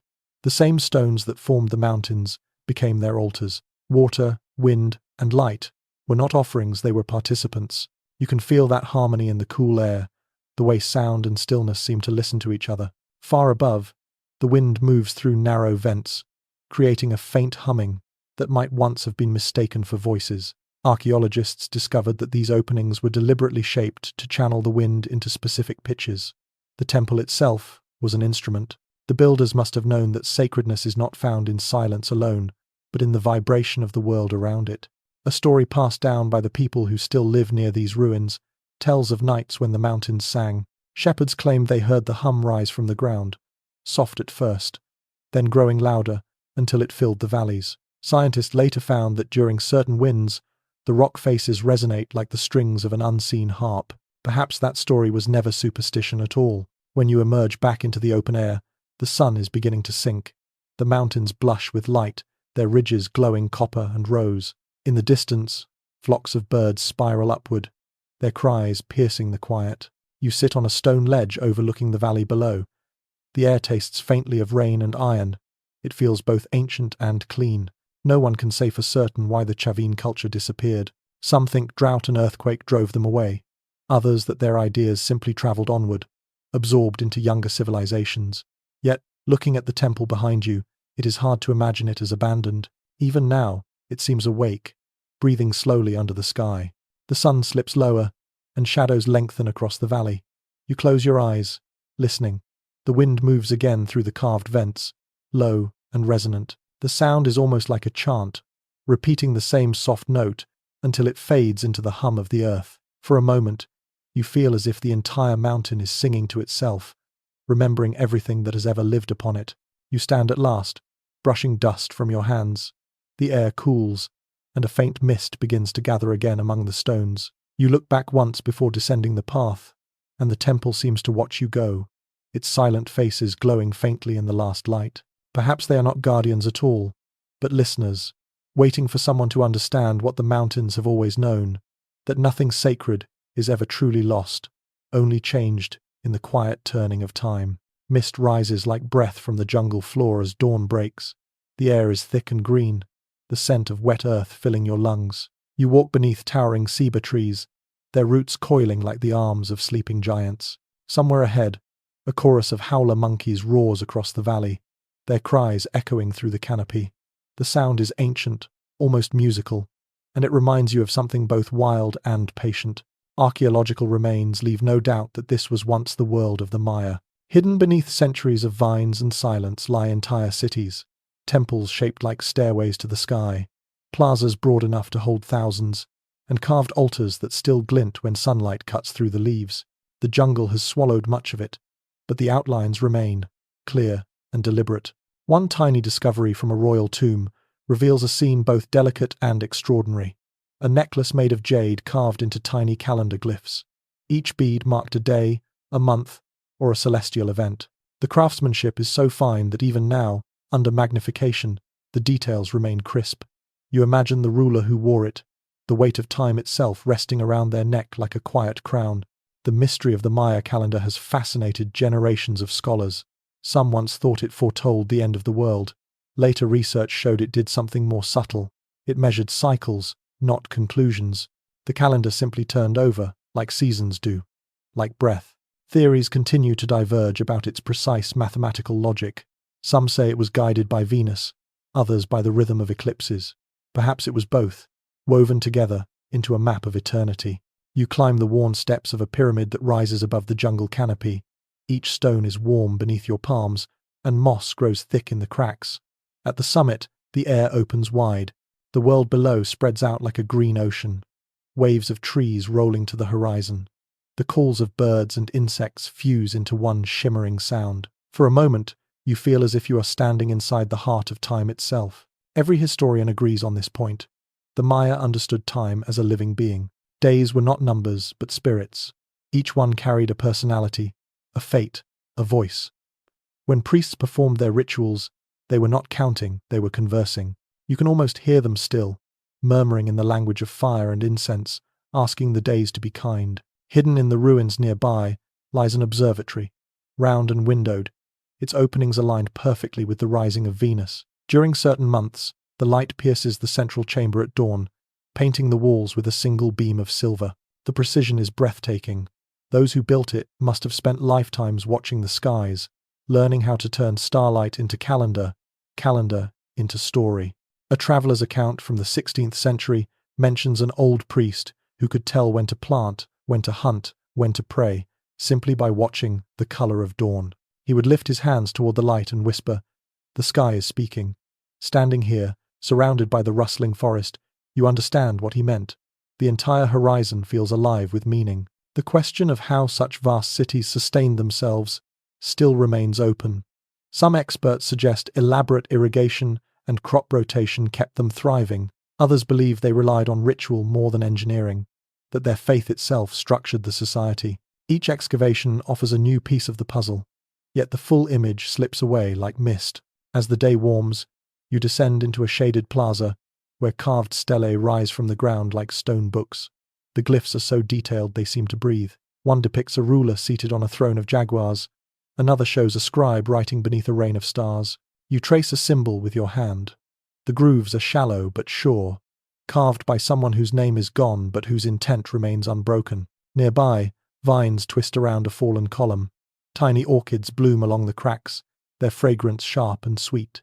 Nature has reclaimed what was once built for gods and kings, but not out of cruelty. It feels more like an embrace.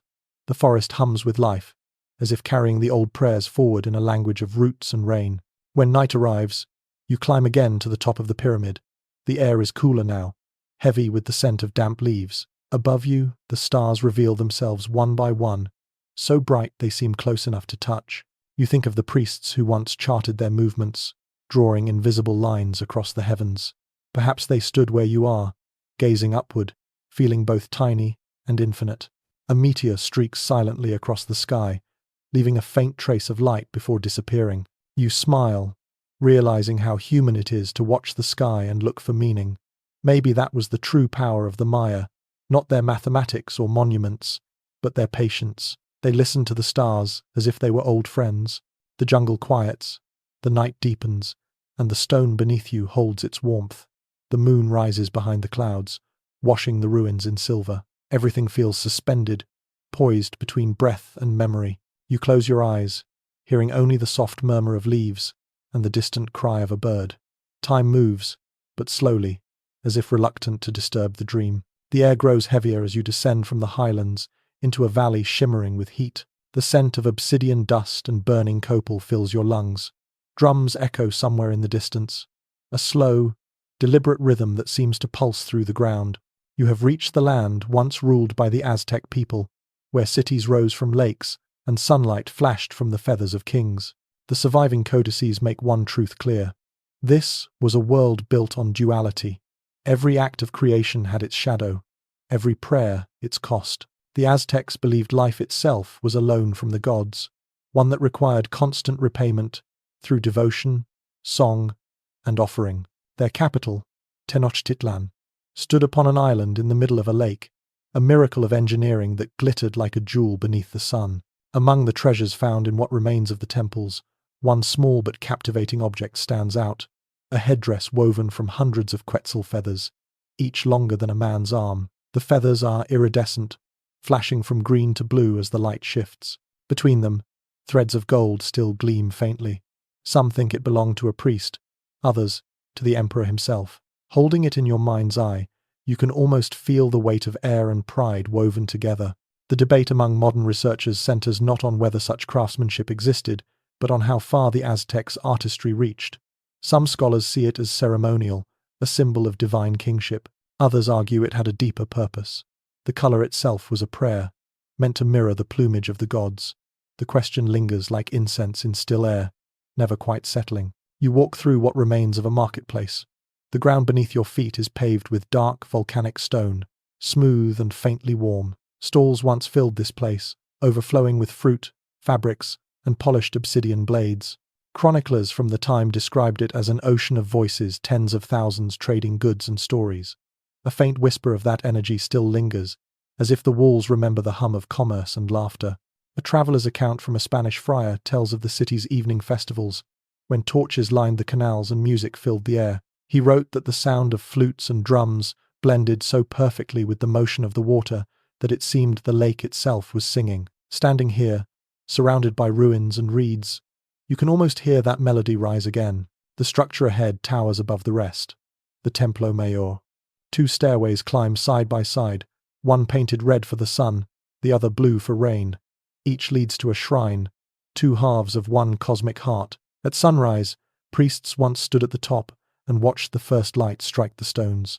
It must have been breathtaking, a moment where day itself bowed to ceremony. No single explanation satisfies historians for why the Aztecs wove both beauty and violence so tightly together. Some call it devotion carried to its extreme, others a form of political theatre meant to bind the empire through fear. Yet when you stand before these stones, you sense something more complex. This was not chaos but conviction, a belief that the universe demanded balance and that humans had the power and duty to maintain it. As the sun drops lower, the ruins begin to glow amber.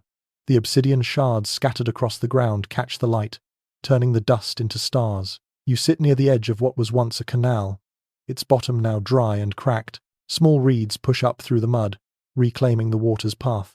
The scent of earth and resin thickens in the air. Somewhere behind you, a group of modern dancers begins to perform a traditional ceremony. Their bare feet strike the stone in unison, the sound deep and steady. Each step raises a puff of dust that glows golden in the last sunlight. One dancer lifts her hands, and from her wrist dangles a tiny rattle made of shells. The rhythm builds until it fills the plaza, echoing off the walls like a heartbeat that refuses to fade.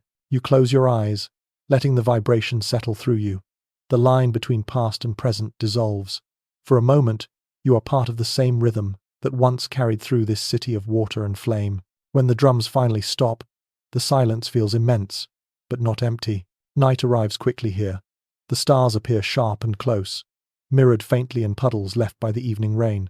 You rise, brushing the dust from your hands, and look once more toward the temple. Even in ruin, it feels alive, as if the stones are waiting for sunrise to begin the ritual again. Perhaps they are. Perhaps everything sacred simply sleeps between cycles, waking only when someone is willing to listen. The breeze stirs. The scent of copal drifts once more across the plaza. You breathe it in, and for a brief moment, the world feels perfectly balanced. Fire and water, life and death, silence and song, all part of one endless breath. Dawn comes softly over the Valley of Mexico. A pale mist rises from the plain, and through it, you glimpse a line of pyramids stretching toward the horizon. The light touches their edges, turning the stone a soft rose gold. You are walking through Teotihuacan, the city the ancients called the place where gods were born. The air carries the faint scent of rain and obsidian, cool and sharp in your lungs. Every surviving account agrees that Teotihuacan was one of the largest cities in the ancient world. Its main avenue ran for miles, lined with temples, workshops, and markets. Tens of thousands lived here, from merchants to priests, from stonecutters to scholars of the sky. It was a city built not just to exist, but to impress eternity itself. A small surprise tucked inside the ruins reveals that even the most solemn rituals had touches of everyday life. Archaeologists uncovered murals showing musicians, dancers, and even people playing ball beside the temples. On one wall, a painted jaguar blows flowers instead of fire, as if the artist wanted the gods to smile for once. The detail is almost playful, and for a moment you forget that this was once a place of power.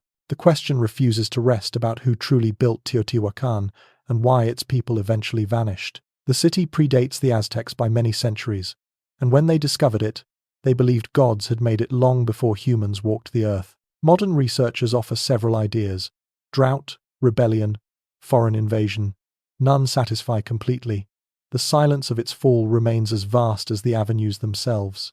You walk along the wide road that cuts through the heart of the city. The locals call it the Avenue of the Dead, though the people who built it probably had another name, perhaps something gentler. On either side, stairways rise toward the sky, leading to shrines once bright with color. The paint has faded, but if you close your eyes, you can almost see it, reds and yellows glowing like sunlight captured in stone. A breeze stirs the dust around your feet. You look ahead and see the Pyramid of the Sun rising before you, enormous and calm. Its sides catch the light like mirrors of dawn. Climbers ahead move slowly up the steps, their silhouettes small against the scale of stone. You follow, feeling the heat build beneath your palms as you touch the rock worn smooth by centuries of hands. From the summit, the view stretches endlessly. The mountains circle the valley like guardians. Below, the avenue runs straight toward the Pyramid of the Moon. Between them, hundreds of smaller structures form a pattern so precise that even modern planners marvel at it. Some experts suggest the entire city was designed to align with celestial events: the rising of stars, the solstice, the heartbeat of the universe, written in geometry. In one excavation, researchers found fragments of mica layered between the stones of certain temples. Mica is not local.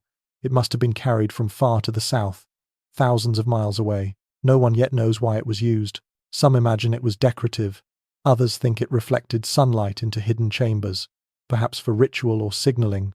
Whatever the reason, it gleamed like glass, turning the temples into mirrors of light. You close your eyes and imagine the city alive. The streets hum with merchants calling out their wares. The smell of roasted maize and honey drifts through the air. Children run past carrying clay whistles shaped like birds. Priests in feathered cloaks walk slowly toward the pyramids, their voices rising in chant. The sound of flutes echoes between the walls, carrying both joy and reverence in equal measure. A record found carved into a piece of obsidian describes a festival where offerings of butterflies were released at sunrise. The people believed that the souls of the brave became butterflies, returning each year with the spring. The image lingers in your mind, thousands of wings catching the light, rising into the sky above the Great Pyramid, a living prayer of color and motion. No single explanation satisfies historians as to how the city fell. Some layers show fire, others signs of abandonment. Perhaps its people turned away from the gods, or from their rulers, or simply from the exhausting grandeur of their own creation. Standing on the pyramid now, you understand how ambition can both lift and burden a civilization. The stones feel steady under your feet, but the air carries the faint ache of endings. The sun climbs higher, burning away the mist. From this height, you can see how the light moves across the valley, touching every ruin, every shadow. The world below looks peaceful now, silent yet vibrant. You imagine the voices that once filled it, the footsteps, the laughter, the questions whispered to the heavens. As you descend, the heat builds again. The smell of warm stone and wildflowers fills the air. A man selling small clay figures greets you at the base of the steps. He presses one into your hand, a tiny pyramid, rough but perfect. For memory, he says simply. You nod, understanding more than words can hold. You walk once more along the avenue, the sound of your steps echoing softly against the stone. The wind rises, carrying the scent of dust and ancient incense. You look back, and for a moment, the pyramids seem to glow as if alive. The gods may have left, the people may have vanished, but something here still breathes. It watches, waiting, and when the wind moves through the open plazas, it almost sounds like a sigh of contentment. The morning sun climbs through clouds, the color of copper. You follow a narrow trail along a humid ridge until the trees open, revealing a clearing where giant stone faces rest half buried in grass. Their lips curve in faint, secret smiles, and moss fills the creases of their brows. The air smells of rain and fruit. You are standing among the relics of the Olmec world, the civilization often called the mother of Mesoamerica. Even the most cautious archaeologists admit that the Olmecs began something entirely new. Their art, their temples, and their symbols seeded ideas that later cultures would nurture into empires. They carved colossal heads from volcanic basalt, some weighing as much as a small house. Each one bears a unique expression, calm, watchful, wise, no two are the same, as if each represented a living soul rather than a generic ruler. Few visitors notice a small oddity near one of these monuments. Beside the stone face lies a smaller carving of a jaguar cub with a human mouth, worn smooth by time. It is playful and unsettling at once. Some experts think it was a guardian spirit, others that it represented transformation, the moment when human strength merged with animal grace. You bend closer and see faint scratches along its back, as though a child once used it as a toy. Theories continue to swirl about who these early builders truly were. Some link them to highland traders, others to coastal farmers who grew powerful through cacao and salt. A few suggest their culture spread through migration, carrying their gods and symbols with them. No one agrees completely, and the mystery keeps its dignity, untouched by centuries of guessing. A path winds deeper into the site. You walk between rows of fallen columns and sculpted altars. The carvings show men with helmets like those of ball players, gripping heavy spheres. The game they played would echo through later civilizations, combining sport, ritual, and myth. Losing or winning could mean honor or death, but here, in the earliest carvings, it feels more like dance than sacrifice. On the far side of the clearing, a low mound rises above the trees. Its steps are cracked but steady under your feet. From the top, the land unfolds in shades of green and grey, rivers curling like silver threads, forest stretching to the horizon. The air is alive with insects, their hum vibrating like a hidden chorus. You imagine the same view centuries ago, dotted with smoke from hearths and the scent of roasting maize drifting on the wind. The discovery of polished mirrors among Olmec artifacts fascinated modern scientists. They were made of magnetite and hematite, ground until they reflected light perfectly. Some are small enough to hold in a palm, others large enough to catch an entire face. Nobody knows exactly what they were for. Were they symbols of the sun, tools for fire-making, or gateways for spirit visions? When you hold the idea in your mind, you can almost see a priest staring into one, watching clouds drift across his reflection like passing thoughts. In a nearby workshop, archaeologists once uncovered molds for casting jade figurines. The color of the stone shifts between green and blue as light moves across it, like water turned solid. Each figure shows a different stance. Some kneel, others dance, a few cradle babies shaped like jaguars. It is as if the sculptors wanted to capture every stage of life in one breath. The mystery of their writing, if they had one, remains unresolved.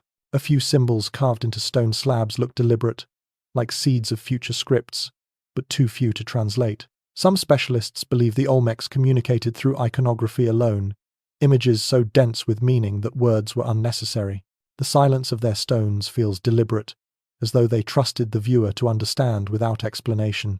You walk toward a river that glides past the site, slow and dark. On its bank lies a cluster of clay figurines drying in the sun, replicas made by local hands.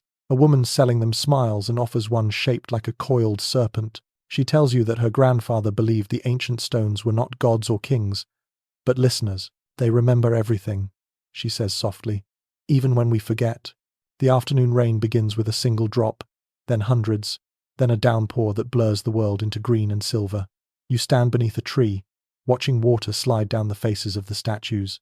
Their expressions change with the light, sometimes solemn, sometimes amused. The rain deepens their color until they shine like polished obsidian.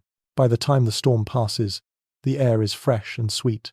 Mist drifts through the clearing, wrapping each monument in pale gauze. The setting sun breaks through for a moment, lighting the stone faces from behind so that they seem almost alive. You close your eyes and imagine the sound of chisels striking rock, the hum of voices working in rhythm, the laughter that must have filled these same fields long ago. The jungle begins to quiet as night comes on. Frogs start to sing, and the first fireflies spark between the trees. The air feels calm again, heavy with the scent of wet earth. You take one last look at the smiling faces, their gaze steady and knowing. Perhaps they are not guardians or idols at all, but mirrors reflecting the eternal curiosity that drives people to build, to carve, to wonder. You step away slowly, the grass soft underfoot, the night warm and endless. The last thing you hear is the river, whispering the same sound it has always made, steady and forgiving. The sea breeze greets you before the island itself appears. Its taste is sharp with salt and faintly sweet, like fruit left too long in the sun. You arrive by a narrow inlet where the water shines pale turquoise over smooth stones. The sound of waves echoes off cliffs streaked with white. Above them rises a land of olive trees, cypress, and ruins that smell faintly of time. You have entered the ancient Aegean, the cradle of myth. Every excavation along these coasts makes one thing clear. Long before Athens or Sparta, people here already traded, painted, and dreamed. The Minoans of Crete built cities that gleamed with colour, filled with frescoes of dolphins and lilies. They left behind no walls of war, only palaces of open courtyards and light wells. Their world seems to have favoured beauty over conquest, art over arrogance. Few visitors notice the smaller fresco hidden near the base of one surviving wall. It shows not kings or warriors, but a young girl holding a basket of saffron flowers. Her face is calm, her hand raised as if in greeting. Perhaps she was a priestess, perhaps a dream of spring. The colours still glow even after thousands of years. Ochre, blue, and the deep red of sun-warmed stone. No single explanation satisfies scholars about how the Minoan world faded. Some suggest earthquakes and waves tore through the island after the great eruption of Thera. Others believe rival powers on the mainland took advantage of chaos. A few simply say that civilizations, like seasons, must yield. Whatever the cause, the light of that culture never entirely went out. You can still feel its warmth in the ruins. The palace of Knossos spreads out like a labyrinth. Corridors twist between chambers painted with spirals and bulls, leading nowhere and everywhere. You walk slowly, feeling the echo of countless footsteps. The stones underfoot are worn smooth, cool to the touch. In the distance, the cry of gulls blends with the sigh of wind through hollow rooms. Archaeologists agree that the bull held sacred meaning here. It appears on walls, in jewelry, and in the oldest legends. One small artifact discovered in a storeroom shows an athlete mid-leap over a charging bull, frozen in perfect grace. Whether the event was real sport or sacred rite, no one can say, but the image captures something eternal. Courage, dancing with danger. A faint path leads you from the palace to a terrace overlooking the sea. The horizon blurs into light. The smell of salt and wild herbs fills the air. Somewhere below, waves strike the rocks in a slow rhythm, steady as breathing. You sit for a while, letting the sound unwind the tension from your body. The world feels both distant and intimate, as if the sea itself is remembering. Later, you take a small boat across to the mainland, to the land of the Mycenaeans. Here, stone replaces colour, and strength replaces ease. The fortress of Mycenae rises from the hill like the spine of the earth. Its gate still stands, guarded by lions carved in relief, their heads long gone, but their power undimmed. The stones are so large, that later Greeks believed giants had built them. One delightful surprise lies just beyond the gate. In a tomb chamber discovered over a century ago, explorers found a mask of hammered gold resting on a king's face. The features are serene, the eyes closed in eternal calm. The archaeologist who uncovered it believed it belonged to Agamemnon himself, though later evidence casts doubt. Whoever the man was, his mask still shines softly in the museum light, a reminder that even warriors desired beauty. Some researchers think the Minoans and Mycenaeans shared more than trade. They may have exchanged myths that would grow into Greece's later legends. The story of the Minotaur, born from a labyrinth and slain by a wandering hero, may have been memory transformed into metaphor. Perhaps the bull leapers became monsters in the retelling, their grace misunderstood by later ages. As the sun lowers, the hills turn the colour of bronze. You walk along a road of ancient stones, worn smooth by chariots long vanished. The air hums with insects. Somewhere nearby, shepherds call to one another in voices that seem unchanged by centuries. The scent of crushed olives and dust drifts on the wind. At the edge of the hill, you find a cistern carved deep into rock. Its walls still glisten with dampness. Looking down, you see the reflection of the sky rippling in the water's surface. The same reflection must have greeted the Mycenaeans who drew their water here, and perhaps they too paused, watching the clouds move across the light. The quiet of the place makes you think of all the hands that lifted these stones, all the voices that sang while building them. Even now, their rhythm lingers in the landscape. The walls of Mycenae feel less like ruins and more like memory turned solid. Night begins to fall. The first star appears over the Aegean, sharp and steady. In the distance, waves break against the shore, a heartbeat that never stopped. You walk down the path toward the harbour, the sound of the sea growing louder with every step.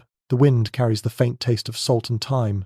You realize that the same wind once touched the sails of heroes, whose names became stories, and it feels gentle, familiar, like an old friend whispering goodnight. The wind tastes of dust and salt as you follow a caravan road toward a city of pale stone rising from the desert. The walls shimmer in the heat, their tops lined with flags that flutter lazily in the afternoon breeze. Ahead lies the cradle of two great rivers, the land of Sumer, where writing, cities, and stories first took shape. The light is sharp enough to make the stones themselves seem alive.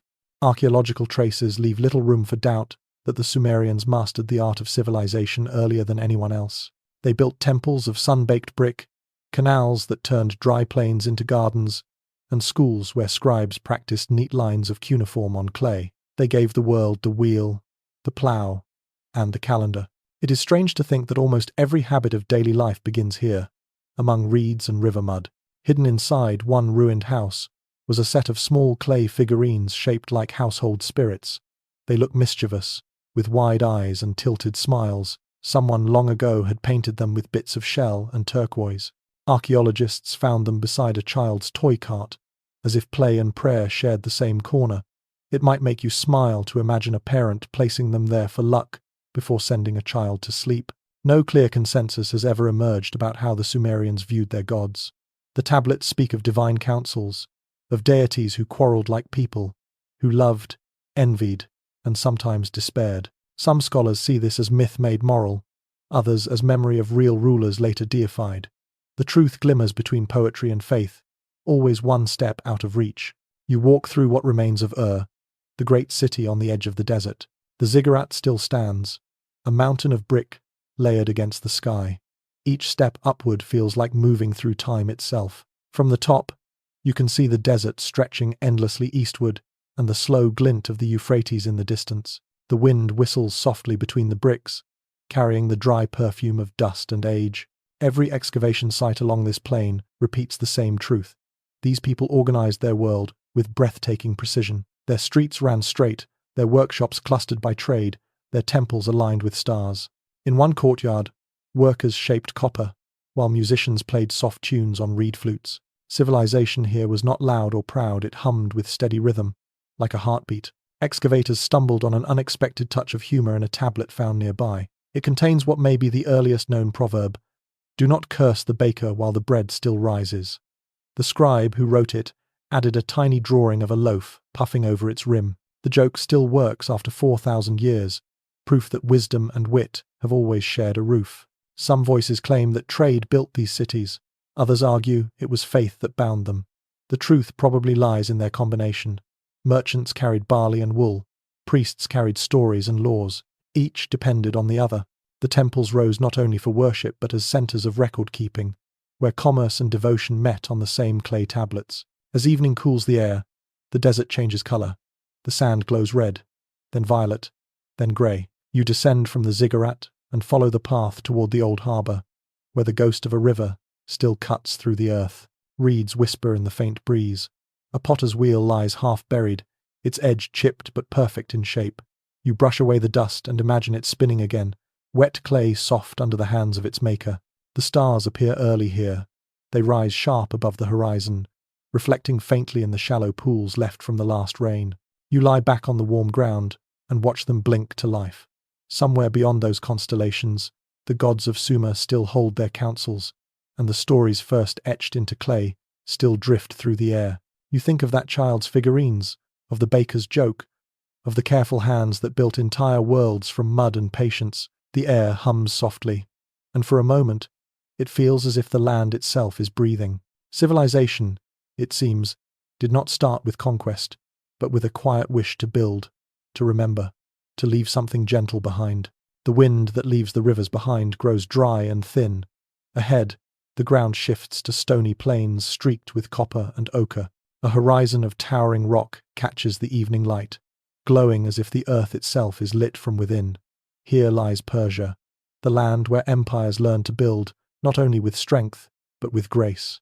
You can almost hear the whisper of sandals on marble, the rustle of silk, the echo of languages from every corner of the known world. Every surviving inscription carved into the palaces of Persepolis makes one thing clear: the Achaemenid Empire understood the art of gathering difference into harmony. At its height, it stretched from the Indus to the Aegean, a vast tapestry of cultures.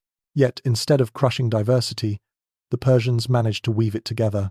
Governors ruled in local tongues, artists painted with local colors, merchants traded in freedom.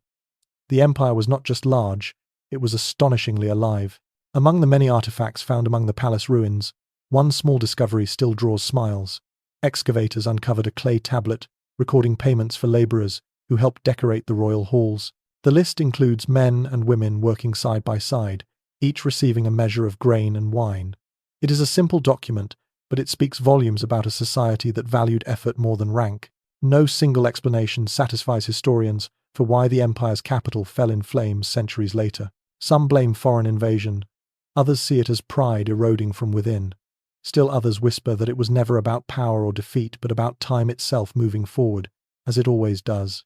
The charred walls of Persepolis glow faintly at sunset, a reminder that even glory eventually softens into silence. You wander through the colonnades, the pillars rising like forest trunks carved from stone. Their capitals are shaped like twin bulls, their forms powerful but serene. The floor beneath you is cool, worn smooth by generations of feet. Reliefs cover the walls, showing processions of envoys bearing gifts, horses, jewelry, fine linen, baskets of figs. Every face is calm, neither fearful nor proud. The artistry feels deliberate, a quiet declaration that empire can coexist with dignity. Archaeologists who studied the pigments on these carvings discovered traces of deep blue and red, proof that the stone once blazed with color. To the human eye of today, the ruins look solemn and grey, but once they shimmered like living paintings. You imagine torches lighting the hall at night, the walls glinting like water, voices rising in languages now forgotten. The most haunting relic, perhaps, lies beneath the ruins, the royal treasury, its floor still scattered with clay seals bearing the symbols of distant provinces. Each seal marks a promise kept, a trade completed, a pact honored. Some bear images of winged lions, others of stars, others of open hands. It feels less like an empire's bureaucracy and more like a poem written in clay about cooperation. Experts remain divided on how Persian builders achieved such perfect symmetry. Some propose precise mathematical systems, others think it was a matter of intuition and rhythm, passed down through master craftsmen. The truth may never be fully known. You only know that every column seems to breathe evenly, each aligned with the next like notes in a slow song. A traveller's note from ancient Greece once described the Persian court as a city of flowers. He wrote of gardens where channels of clear water flowed between beds of tulips and pomegranate trees. The idea of the Persian garden order shaped around water and shade would later influence designs from India to Spain. Even now, in the faint fragrance of jasmine that lingers among the stones, you can sense that vision of paradise. The afternoon light softens as you reach the terrace. From here, the plain spreads wide and golden. The distant hills shimmer in haze.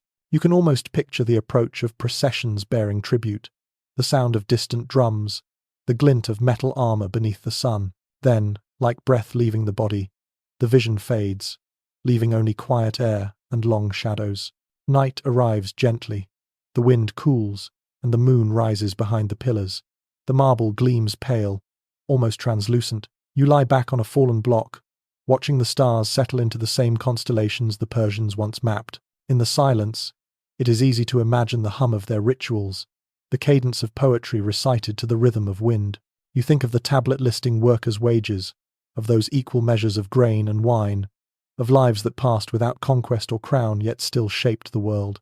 The columns above you frame the stars perfectly, as if built for the very act of remembering. The empire may have fallen, but its gentler legacy remains, the belief that order need not erase compassion. You close your eyes, hearing the faint rustle of wind between pillars. Somewhere far away, the night carries the scent of roses. For a long while, you listen to the quiet heartbeat of the ancient plain, patient and steady, as if the stones themselves are breathing along with you. The road turns north and the air cools. The scent of sand gives way to pine and snow. You climb a steep pass, where the clouds hang low enough to touch. When the fog clears, you see a vast plateau dotted with prayer flags that flutter like wings against the sky. Here begins the world of ancient Tibet, a land of wind, silence, and a kind of faith that feels carved from the mountains themselves. Archaeological surveys leave little room for doubt that people lived on these high plateaus long before the written word reached them. Stone circles mark old burial grounds, and caves bear murals painted in colours that still cling stubbornly to the walls. The early kingdom of Zhangzhung once ruled this place, whispering its language through valleys now empty of human sound. Few visitors notice a small but touching detail in those early cave paintings. Amid fierce gods and whirling clouds, one wall shows a group of women seated beside a fire, brewing tea. The lines are simple, the figures calm. It is the world's earliest known depiction of butter tea, the drink that still warms every Tibetan home. The image captures something deeply human, a moment of quiet companionship amid myths and mountains. No one has ever fully resolved how the first spiritual ideas here took shape. Some scholars trace them to shamanic rites tied to weather and fertility. Others argue that Buddhism from India absorbed and transformed them centuries later. The truth, as always, seems to drift between both currents like mist through the passes.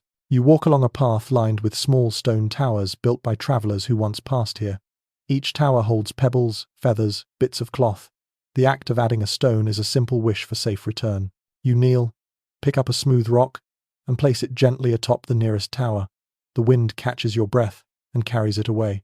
Farther up, a monastery clings to the cliff like a swallow's nest.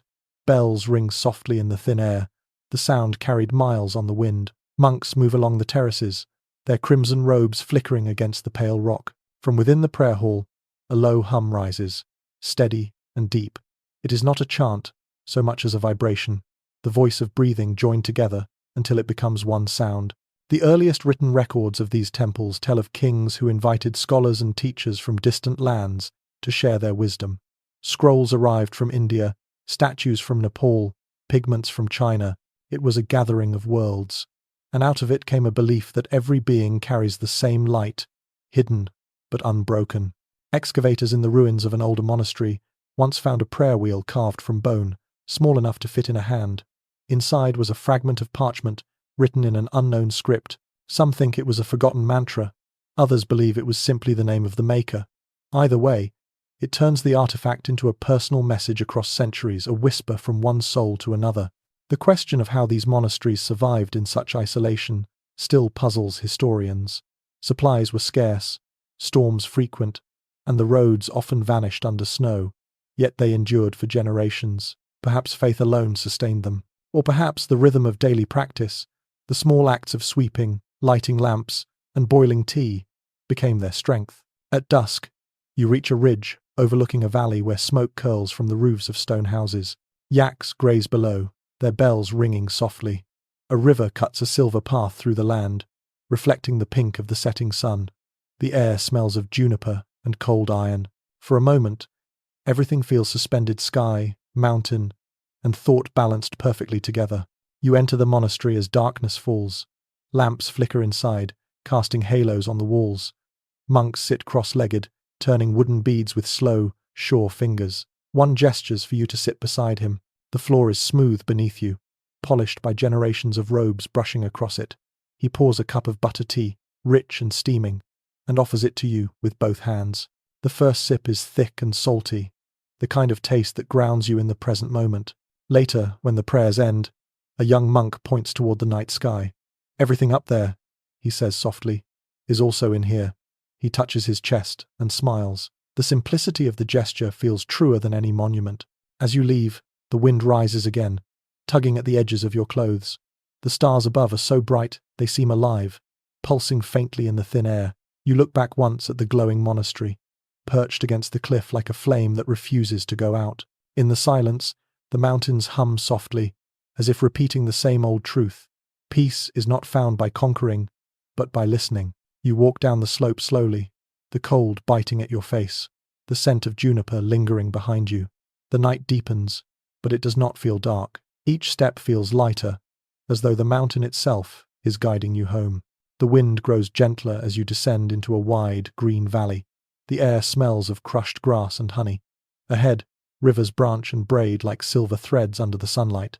This is the heart of ancient India, where stories of gods and kings were whispered beside the Ganges, where temples rose like poetry carved in stone.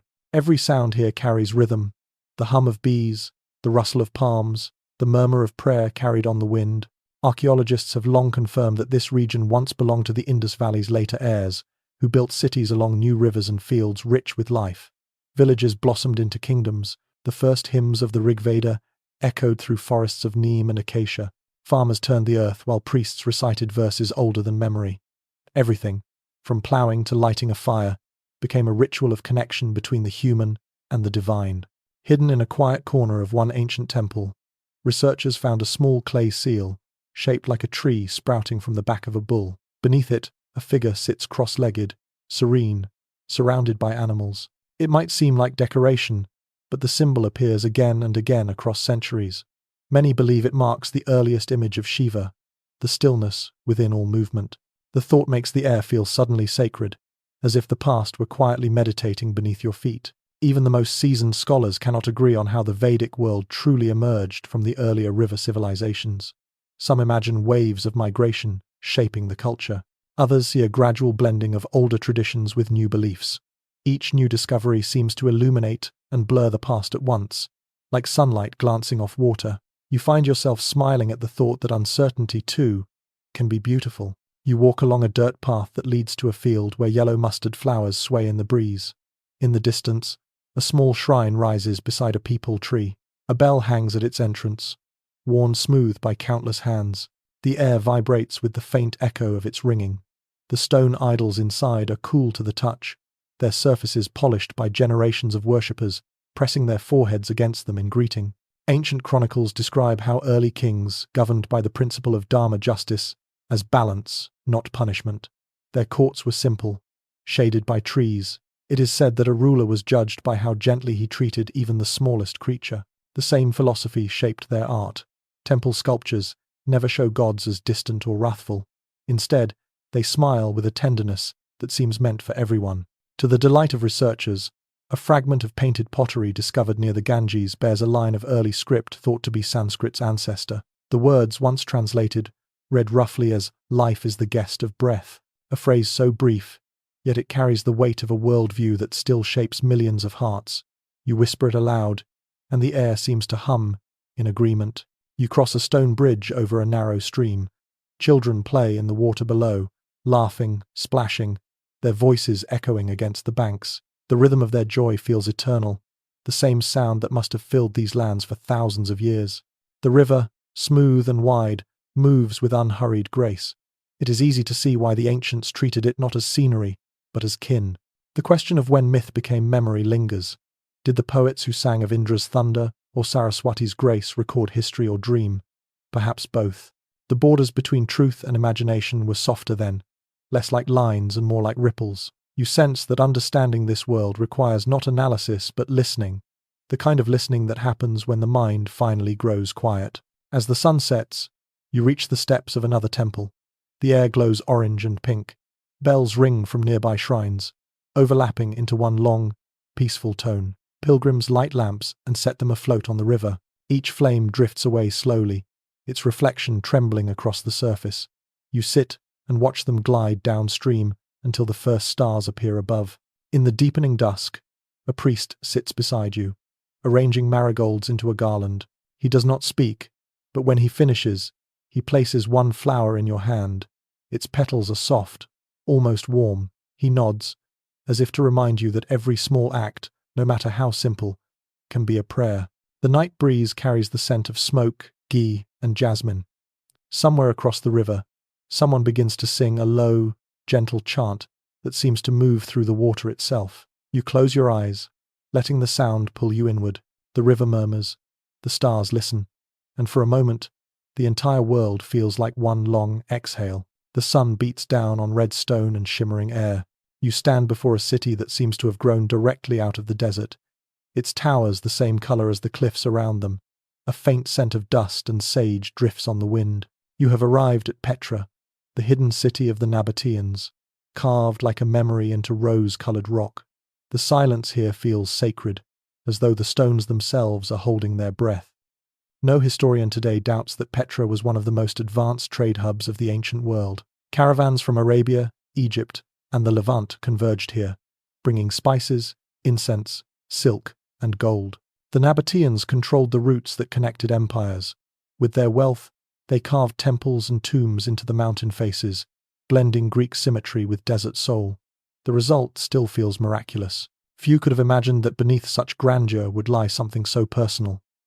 Deep inside one of the tombs, excavators uncovered a single clay jar filled with dried myrrh and date seeds. Someone had sealed it carefully, wrapping it in cloth. Perhaps it was an offering, or perhaps simply a meal left for the departed. That small gesture, more than the grand facades, speaks of love's persistence in a city of stone. Researchers continue to approach this culture from many directions. Some focus on their hydraulic engineering, marveling at how they captured and stored every drop of desert rain. Others trace their script, which later evolved into the alphabet used across Arabia. Yet their origins remain partly veiled. The evidence whispers many possibilities but no final truth, as if Petra prefers to guard its own story. You step into the narrow canyon that leads to the heart of the city. The path winds between cliffs so high they nearly block the sky. Light filters down in ribbons, painting the rock in shifting shades of gold and rose. At last, the canyon opens, and before you stands the treasury, Al-Khazna, its columns and pediment glowing like sunrise frozen in stone. Every traveller who has ever reached this spot seems to fall silent.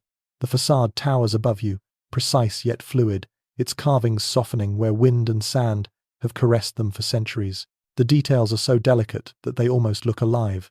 Vines curling, faces emerging from shadow, griffins watching with eternal patience. You tilt your head back and feel dizzy, as if the monument itself is breathing. Archaeological findings reveal that the treasury was likely not a bank but a tomb for a king, though myths tell of hidden treasure buried inside. Bullet marks still scar the upper urn, where looters once fired, hoping to shatter it open. The urn remains intact, a quiet victory of endurance over greed. A short walk beyond the treasury lies the street of facades, where hundreds of smaller tombs line the cliffs. Their openings glow with the last light of afternoon. Pigeons coo from the ledges. The air feels warm and still, holding the scent of sandstone baked through 1,000 sunsets. You run your hand along the wall and feel the grain of the rock, fine as silk beneath your fingers. At dusk, the Bedouin guides begin to light candles along the canyon floor. One by one, the flames flicker to life, leading a path back toward the treasury. Soon, the entire passage glows with amber light. The cliffs seem to sway in the shadows, breathing warmth into the night. Someone begins to play a flute, the melody slow and haunting. It floats through the canyon like a prayer. You sit on the cool sand, watching the flames tremble. The sound of the flute merges with the whisper of wind through the gorge. The stone before you glows from within, its colors deepening to crimson and violet. It is as if the city itself has remembered how to dream. The mystery of why Petra was abandoned still lingers, Earthquakes may have shattered its water system, trade routes may have shifted, leaving it stranded in silence, or perhaps its people simply moved on when the desert reclaimed the land. Whatever the reason, their art remains untouched, waiting in patience rather than ruin. As the night grows deeper, the candlelight fades until only the stars remain. They shimmer above the cliffs like jewels scattered across black silk. You breathe in the cool air, tasting dust and time. Somewhere in the dark, a single flame still burns beside a carved doorway. It flickers, steady and small, like memory itself refusing to be extinguished. Morning light spills over sand and sea. The horizon glows pale gold, and the breeze tastes faintly of salt and wind-worn stone. You are standing on the shore of the Mediterranean, where the ruins of ancient Carthage lie scattered like the bones of a long-forgotten song. The gulls cry overhead, their voices echoing through arches of broken marble. The air feels rich with memory, quiet but alive. All surviving evidence points to one truth. Carthage was a masterpiece of ambition and craft. Founded by Phoenician traders from Tyre, it grew into a maritime empire that ruled the waves between Africa and Europe. Its harbours were feats of precision, circular and layered, capable of holding hundreds of ships. Merchants, sailors, and artisans filled its streets, their lives bound to the sea. Few visitors today notice a small fragment unearthed near one of those ancient docks, a carved shell with the image of a tiny dolphin leaping across its surface. The lines are so fine that it must have been done by hand, perhaps by a sailor or a child waiting for the tide to change. The shell still shines faintly when the sun strikes it, a small echo of joy that has survived the weight of centuries. No amount of study has managed to settle the question completely of how Carthage balanced faith and power.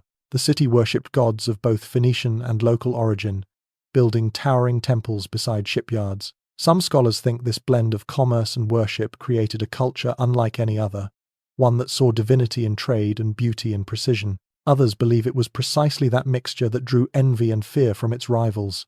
You walk through what remains of the harbour. The water glitters in the morning light, and the wind hums softly through the stones. The outlines of dry docks still curve into the land, clear and perfect. You can almost hear the clang of hammers, the creak of ropes, the calls of captains preparing to sail. Somewhere in the distance, a fisherman's net splashes into the sea, the sound merging with your imagination until it becomes the rhythm of history itself. Further inland, the ruins of the Bursa Hill rise above the coast.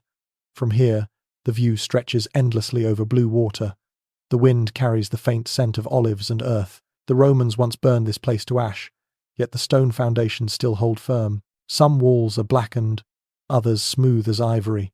The contrast feels like a metaphor for the city's spirit destroyed but never erased. Archaeologists exploring these ruins discovered something unexpected in the ashes: traces of imported spices, cinnamon and cloves, far from their native lands. The finding proved that even as empires clashed, the trade routes of Carthage reached deep into the Indian Ocean. The scent of distant worlds once filled these markets, weaving cultures together across unimaginable distances. Every interpretation of Carthage's fall seems to open another question, instead of closing one. Was it inevitable that Rome would destroy it, or did its own brilliance become a target too bright to survive? Some historians speak of strategy, others of jealousy, but standing here you sense a quieter answer. Cities die the way stars do, collapsing only after shining their brightest. You wander toward the Roman amphitheatre, built on the ruins centuries later. Grass now grows through the cracks of the stones. Birds perch on the columns. The circle of seats still holds the shape of applause, even in silence. History often builds upon its own echoes, layer after layer, until one cannot tell where one story ends and another begins. A local guide tells you a legend whispered among fishermen, that on certain nights the sea sings. They say the wind moves through the old harbours and creates a low, melodic sound, like distant horns calling across the water. Scientists explain it as the echo of waves against hollow stone, but you prefer the legend. The thought of Carthage, still breathing in the rhythm of the tide, feels right. The afternoon sun turns the sea into molten gold. You sit by the water's edge, tracing shapes in the sand. The foam rolls over your feet, cool and steady. Ships pass on the horizon, white sails bright against the deep blue. Each one carries a piece of what Carthage once embodied: the endless desire to move forward, to trade, to connect, to explore. As evening falls, the city grows quiet again. Shadows stretch long across the ruins, and the sky softens into lavender and grey. The first star appears, trembling above the sea. You rise and begin walking back toward the hillside. The stones beneath your feet hold warmth from the day, and you realize that the heat you feel now is the same that once burned in the hearts of its builders. When you reach the top of Bursa Hill, you turn to look one last time at the sea. The waves shimmer faintly in the moonlight. Somewhere, the wind hums through the empty harbours. You close your eyes and listen. The song of Carthage is faint but enduring, a melody of pride, loss, and the eternal hum of the sea. The air is heavy with the scent of salt and stone. Waves crash softly against the shore as you walk toward a city built between desert and sea. White columns shimmer in the sunlight, and the cries of seabirds mingle with distant voices chanting in Greek. You have reached Alexandria, the city of light, founded by a conqueror who dreamed of knowledge rather than gold. The breeze carries the warmth of history itself, gentle and endless. Every remaining structure seems to insist quietly that Alexandria was no ordinary port. It was a crossroads of worlds, where Egyptian priests, Greek philosophers, and travelers from Persia shared food and thought under the same roofs. The city's great library stood at its heart, filled with scrolls that contained nearly everything humanity had learned up to that moment. Even now, the mere mention of it feels like a prayer whispered for lost wisdom. Amid so much grandeur, one small discovery stands out. Archaeologists found a tiny glass vial, sealed tight and still filled with faint traces of perfume. The formula was later recreated, a mix of myrrh, cinnamon, and pine resin. It was not the scent of kings or gods, but of scholars. They wore it while studying, believing fragrance kept the mind sharp and the heart calm. You can almost smell it in the air, that blend of devotion and discipline. Theories rise and fall like tides around the story of how the library met its end. Some blame the flames of war, others a single accident that spread too fast. Each generation offers its own version, but the truth drifts just beyond reach. Perhaps it was not one fire at all, but time itself eroding memory. Scroll by scroll, standing among the ruins, you realize that loss can be quiet, almost graceful. You wander toward the shoreline where the lighthouse of Pharos once stood.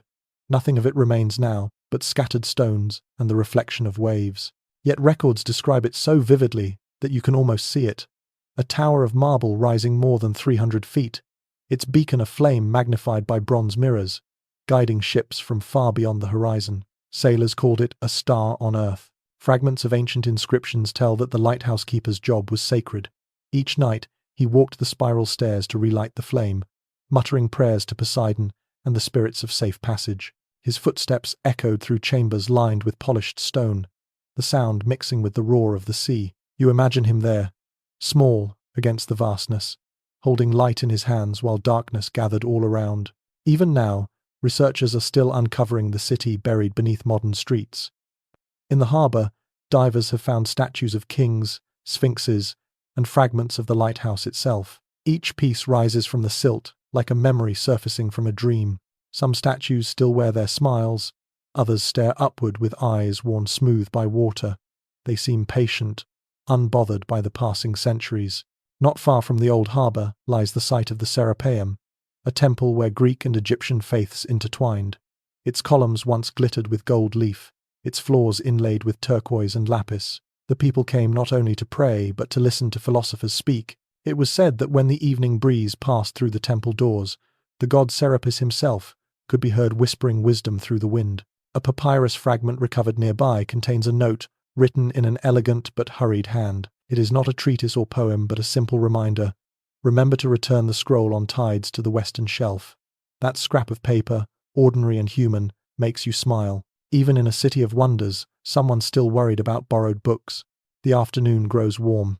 You sit on a marble step where the library once stood. The hum of the city around you feels timeless. Children laugh near the water. Fishermen mend their nets. The smell of bread drifts from a nearby stall. Life goes on, and perhaps that is its greatest tribute to the past. It continues, quietly, insistently, without needing monuments to do so. As evening falls, the sea turns silver. The first stars appear above the horizon, faint and tremulous. Somewhere out there, ships move toward home, guided now by electric light instead of flame, yet following the same instinct to seek safe harbour. You imagine the ancient lighthouse burning again, its glow cutting through fog and history alike, For a heartbeat, you can almost believe it never went out. You rise at last and begin walking back along the shore. The tide whispers against the sand, and the city glows behind you, golden against the night. The scent of the lost perfume still seems to linger in the air, warm and faintly sweet, like memory itself refusing to fade. The night is soft when you arrive. The air tastes faintly of dust and figs, and 1,000 small lights flicker across the hillsides like grounded stars. This is Jerusalem, ancient and eternal, a city that has been built, broken, and rebuilt more times than anyone can count. The stones under your feet are worn smooth by centuries of footsteps, yet they still seem to hum with energy, as if remembering every prayer ever spoken here. All the evidence unearthed beneath these streets points to the same enduring truth. This city has always been a crossroads, not just of trade, but of faith, language, and longing. The scent of frankincense once mingled with roasting bread in the narrow alleys. Pilgrims carried stories from every direction, and those stories fused into something vast enough to fill a sky. Hidden among the ruins of an early home near the southern wall, archaeologists once found a small pottery bowl with a child's name scratched into the side. The letters are crooked, but clear. Someone wanted the world to remember that a small life had passed here. It is such an ordinary, fragile mark, yet it seems to hold more power than entire monuments. Even now, no two archaeologists tell quite the same story of how this city first took its shape. Some say it began as a small hilltop village that grew with the harvests. Others believe it was always meant for grandeur, chosen by geography or fate to become a center of devotion. The more layers they uncover, the more questions seem to rise with the dust. You move through a market alive with scent and sound. Copper pots gleam in the lamplight, and the smell of cardamom drifts from a nearby stall.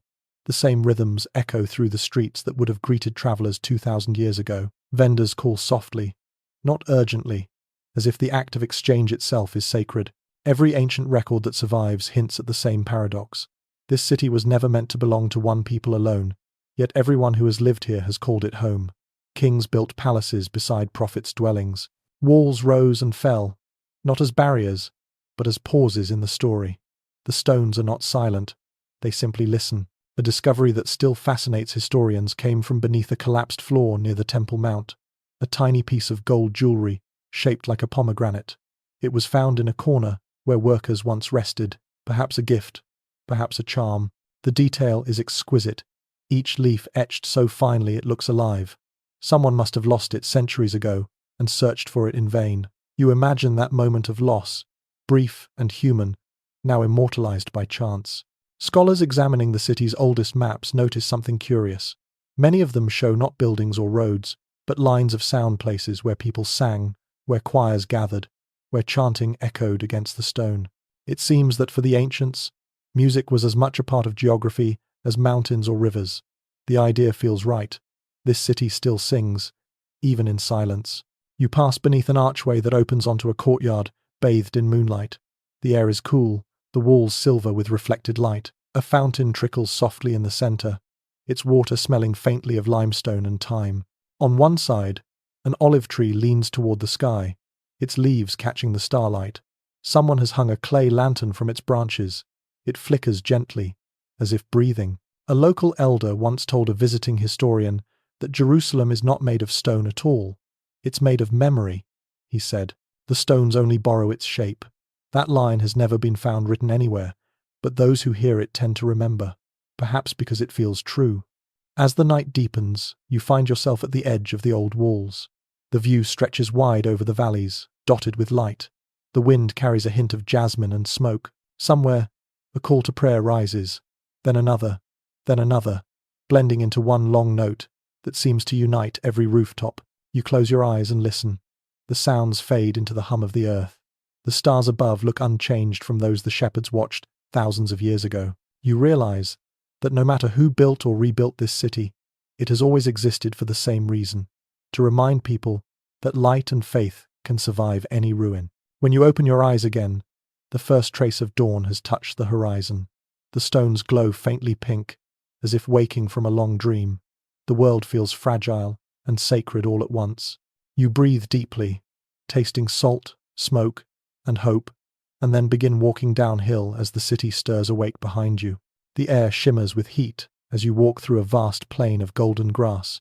In the distance, Pillars of smoke twist lazily toward the horizon, and the cry of a hawk echoes overhead. You are standing in the cradle of Mesopotamia's neighbor, the land once ruled by the Hittites, where empires rose and fell like waves under the Anatolian sun. The breeze carries the scent of wheat, dust, and faint traces of old fires. Every inscription carved into the surviving tablets seems to agree on one thing. The Hittites were masters of balance. They built their power not on sheer conquest, but on negotiation, marriage, and law. Their treaties were among the earliest in history, etched into clay with patient precision. In their cities, kings ruled beside queens, who advised them as equals. The people here believed that justice should be as steady as the mountains that surrounded them. Amid the solemn ruins, one delightful detail refuses to stay quiet. A cache of clay fragments found in the royal archives turned out to be ancient recipes, complete with measurements and cooking notes. One described a dish of roasted lamb seasoned with mint and honey. Another, a kind of barley bread baked beneath hot stones. The words feel surprisingly modern. You can almost smell the food cooking on the breeze, the laughter rising from kitchens lost to time. Even now, experts tread carefully when describing how this empire fell. Some point to invading armies, others to famine, others still to internal strife. Each explanation feels partial, like one note in a song too large to hear all at once. Perhaps the end was not one moment but many, stretched across decades until the cities simply quieted, leaving only the sound of wind through empty gates. You walk through what remains of Hattusa, the capital. The stone walls curve like waves around the hills. Carved lions guard the gates, their faces weathered but proud. Inside the citadel, narrow streets twist between broken walls. Lichens grow where kings once walked. In a nearby courtyard, a single tree bends under the sun, its roots gripping the same earth that once bore palaces. Archaeologists discovered a strange monument here, carved into a cliff face. It shows a procession of gods, each holding symbols of power: lightning, rain, the sickle moon. Among them stands a single human figure, smaller than the rest, head bowed in reverence. The detail is subtle but profound. The rulers of this world saw themselves not as gods, but as guests in a universe too vast to command. To everyone's surprise, one of the tablets from the archives carries what may be the earliest recorded peace treaty. It ends not with threats, but with a promise. Let the sun and the storm bear witness, and may our children know friendship instead of fear. The language feels fresh even now, as if written for the present rather than the past. At the edge of the ruins, you find a small spring bubbling up through limestone. Its water is cool and sweet. Locals still come here to drink and to leave offerings: coins, flowers, pieces of ribbon. They call it the Well of Memory. When you kneel to touch the water, it feels impossibly alive, as though the centuries have not passed at all. The afternoon fades into gold. Shadows stretch long across the valley. You sit beside the well and listen to the cicadas hum. The sound blends with the whisper of wind through dry grass, creating a kind of music that asks for nothing, promises nothing, but fills the space between heartbeats. Somewhere far away, thunder rolls. For a moment, you imagine the storm gods of the Hittites stirring in their high halls, smiling at the sound of rain returning to their old lands. The first drops fall, cool against your face. The smell of wet earth rises, sharp and sweet. It feels like a blessing. As the rain grows heavier, you stand and walk toward the hills. Each flash of lightning reveals the outlines of broken walls and distant trees. The ruins glow briefly, then fade again into shadow.